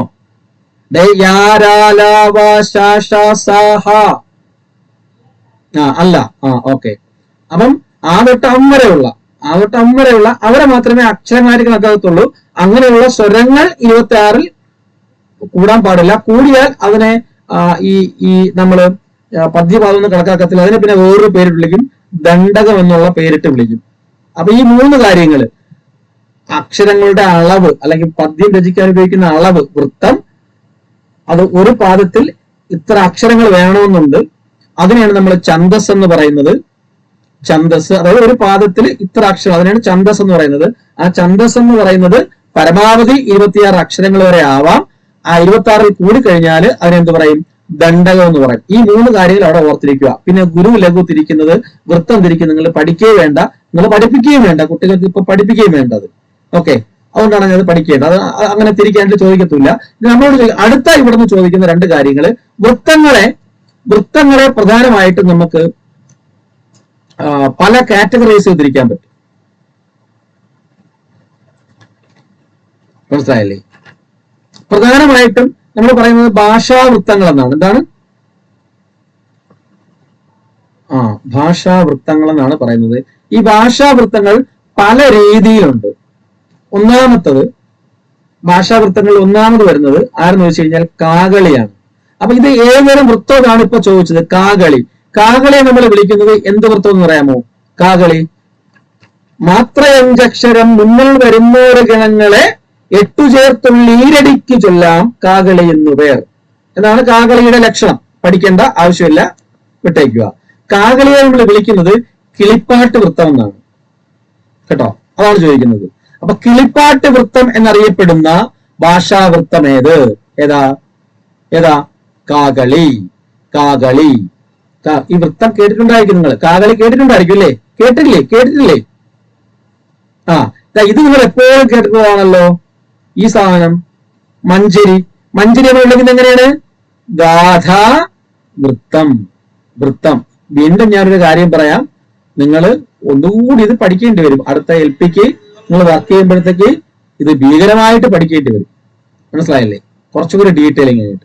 മഞ്ചരിയെ വിളിക്കുന്നതാണ് ഗാഥാവൃത്തം. സ്വഗകാകളി വൃത്തത്തിൽ 2ാം പാദത്തിൽ അന്തിമം 2 അക്ഷരം കുറിച്ചിടലത് മഞ്ചരിയായിടും. കൃഷ്ണഗാഥ ഓർമ്മയില്ലേ? കൃഷ്ണഗാഥ കേട്ടിട്ടുണ്ടോ? എവിടെയെങ്കിലുമൊക്കെ ചൊല്ലുന്നത്?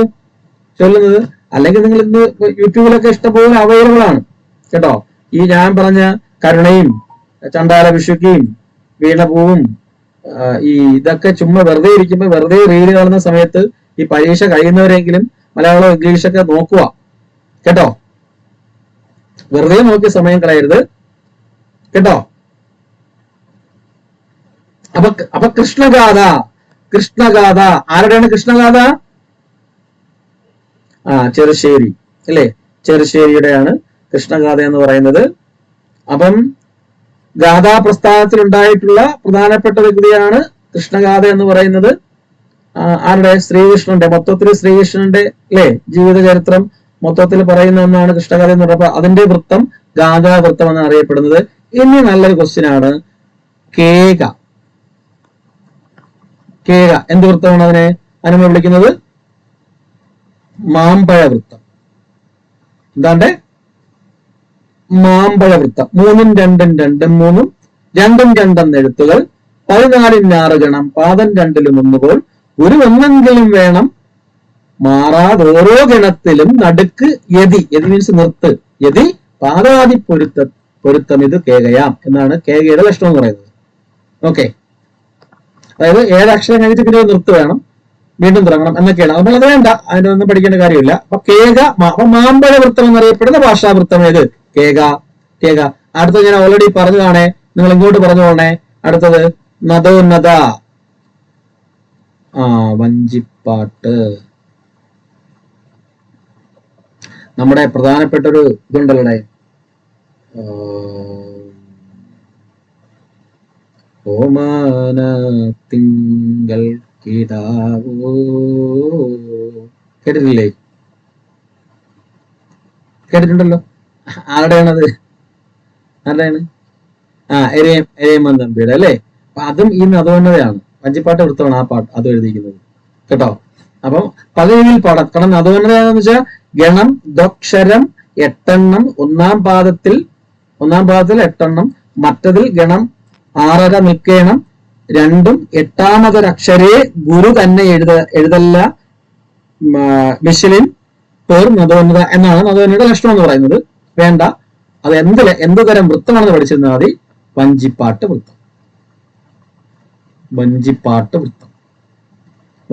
വൃത്തം.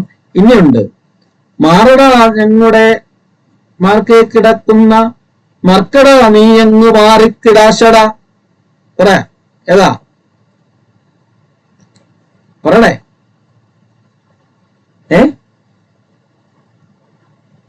ഇല്ലേ, ആര് കല്യാണ സൗന്ദര്യം തേടി പോകുന്നത്? ആര് തേടി പോകുന്നേ? ആരാ തേടി പോകുന്നേ? ആരാടെ കല്യാണ സൗന്ദര്യം തേടി പോകുന്നത്? നിങ്ങൾക്കൊന്നും അറിയത്തില്ല അല്ലേ? ആരാടെ കല്യാണ സൗന്ദര്യം ആർക്ക് വേണ്ടിയാ തേടി പോകുന്നത്? ആരാ പറയേ? ആർക്ക് വേണ്ടി തേടി പോകുന്നു കല്യാണ സൗന്ദര്യം? എടേ, ആർക്ക് വേണ്ടി തേടി പോകുന്നു? ഭീമൻ ദമയന്തിക്ക് അതൊന്നും അറിയത്തില്ലടേ, ഒന്നും കേട്ടിട്ടില്ല. അതും കേട്ടിട്ടില്ലെന്ന് പറയാം നിങ്ങൾ കേട്ടോ. അത് നിങ്ങൾ മറന്നുപോയി അല്ലേ? അപ്പൊ അങ്ങനെ പറയുന്നത് അല്ലേ, മാറട അല്ലേ, അങ്ങനെ ആ തുള്ളൽ അല്ലേ, തുള്ളൽ വൃത്തമാണ് എന്ന് പറയുന്നത് തരംഗിണി. തുള്ളൽ വൃത്തമാണ് തരംഗിണി. തുള്ളൽ വൃത്തം തരംഗിണി. നമ്മളെ അടുത്ത നെക്സ്റ്റ് ക്ലാസ്സിലെ ടൈം ഇതിനനുസരിച്ച് ഒന്ന് ചേഞ്ച് ചെയ്യും കേട്ടോ.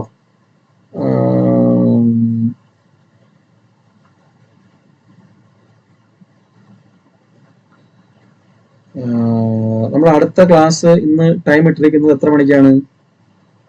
7:30 അല്ലേ?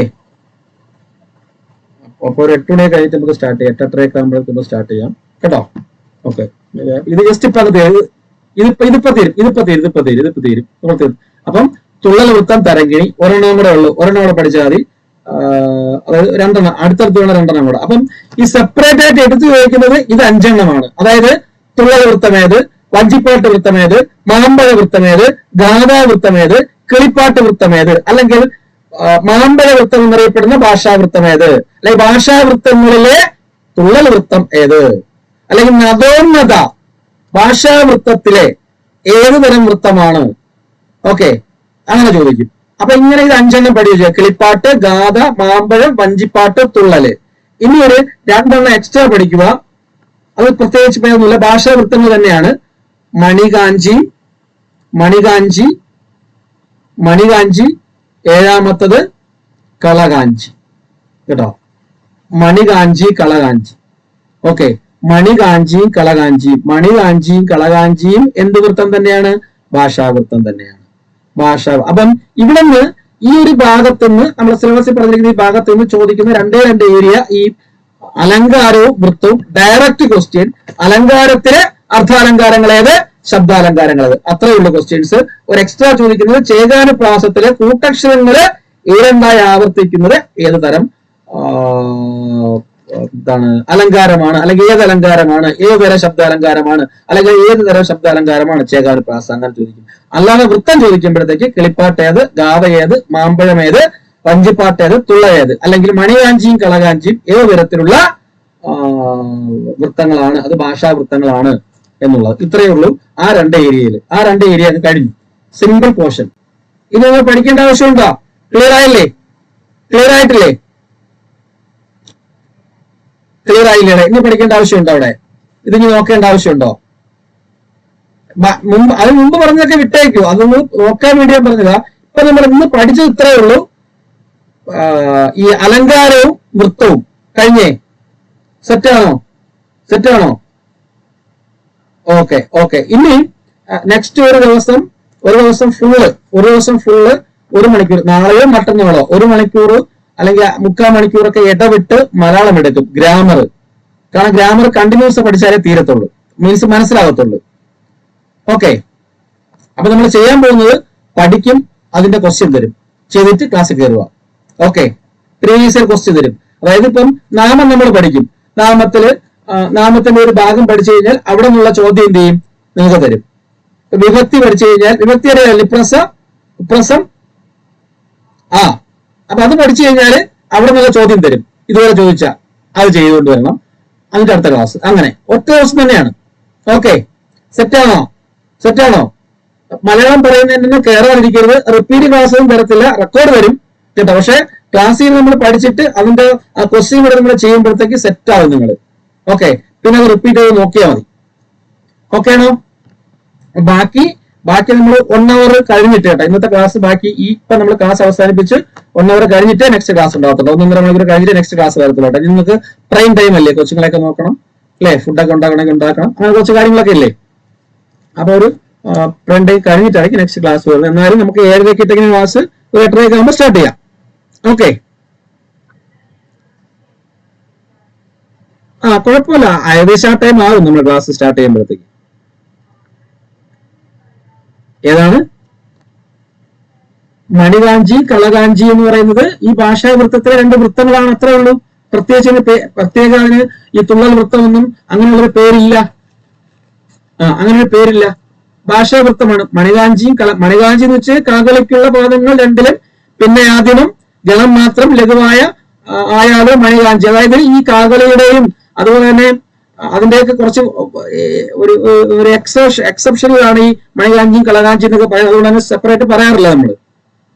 ഓക്കെ, മണികാഞ്ചി കളകാഞ്ചി ഇനി കുറെ ഉണ്ട്, പക്ഷെ അത് വേണ്ട നമുക്ക്, ഇത്ര മതി.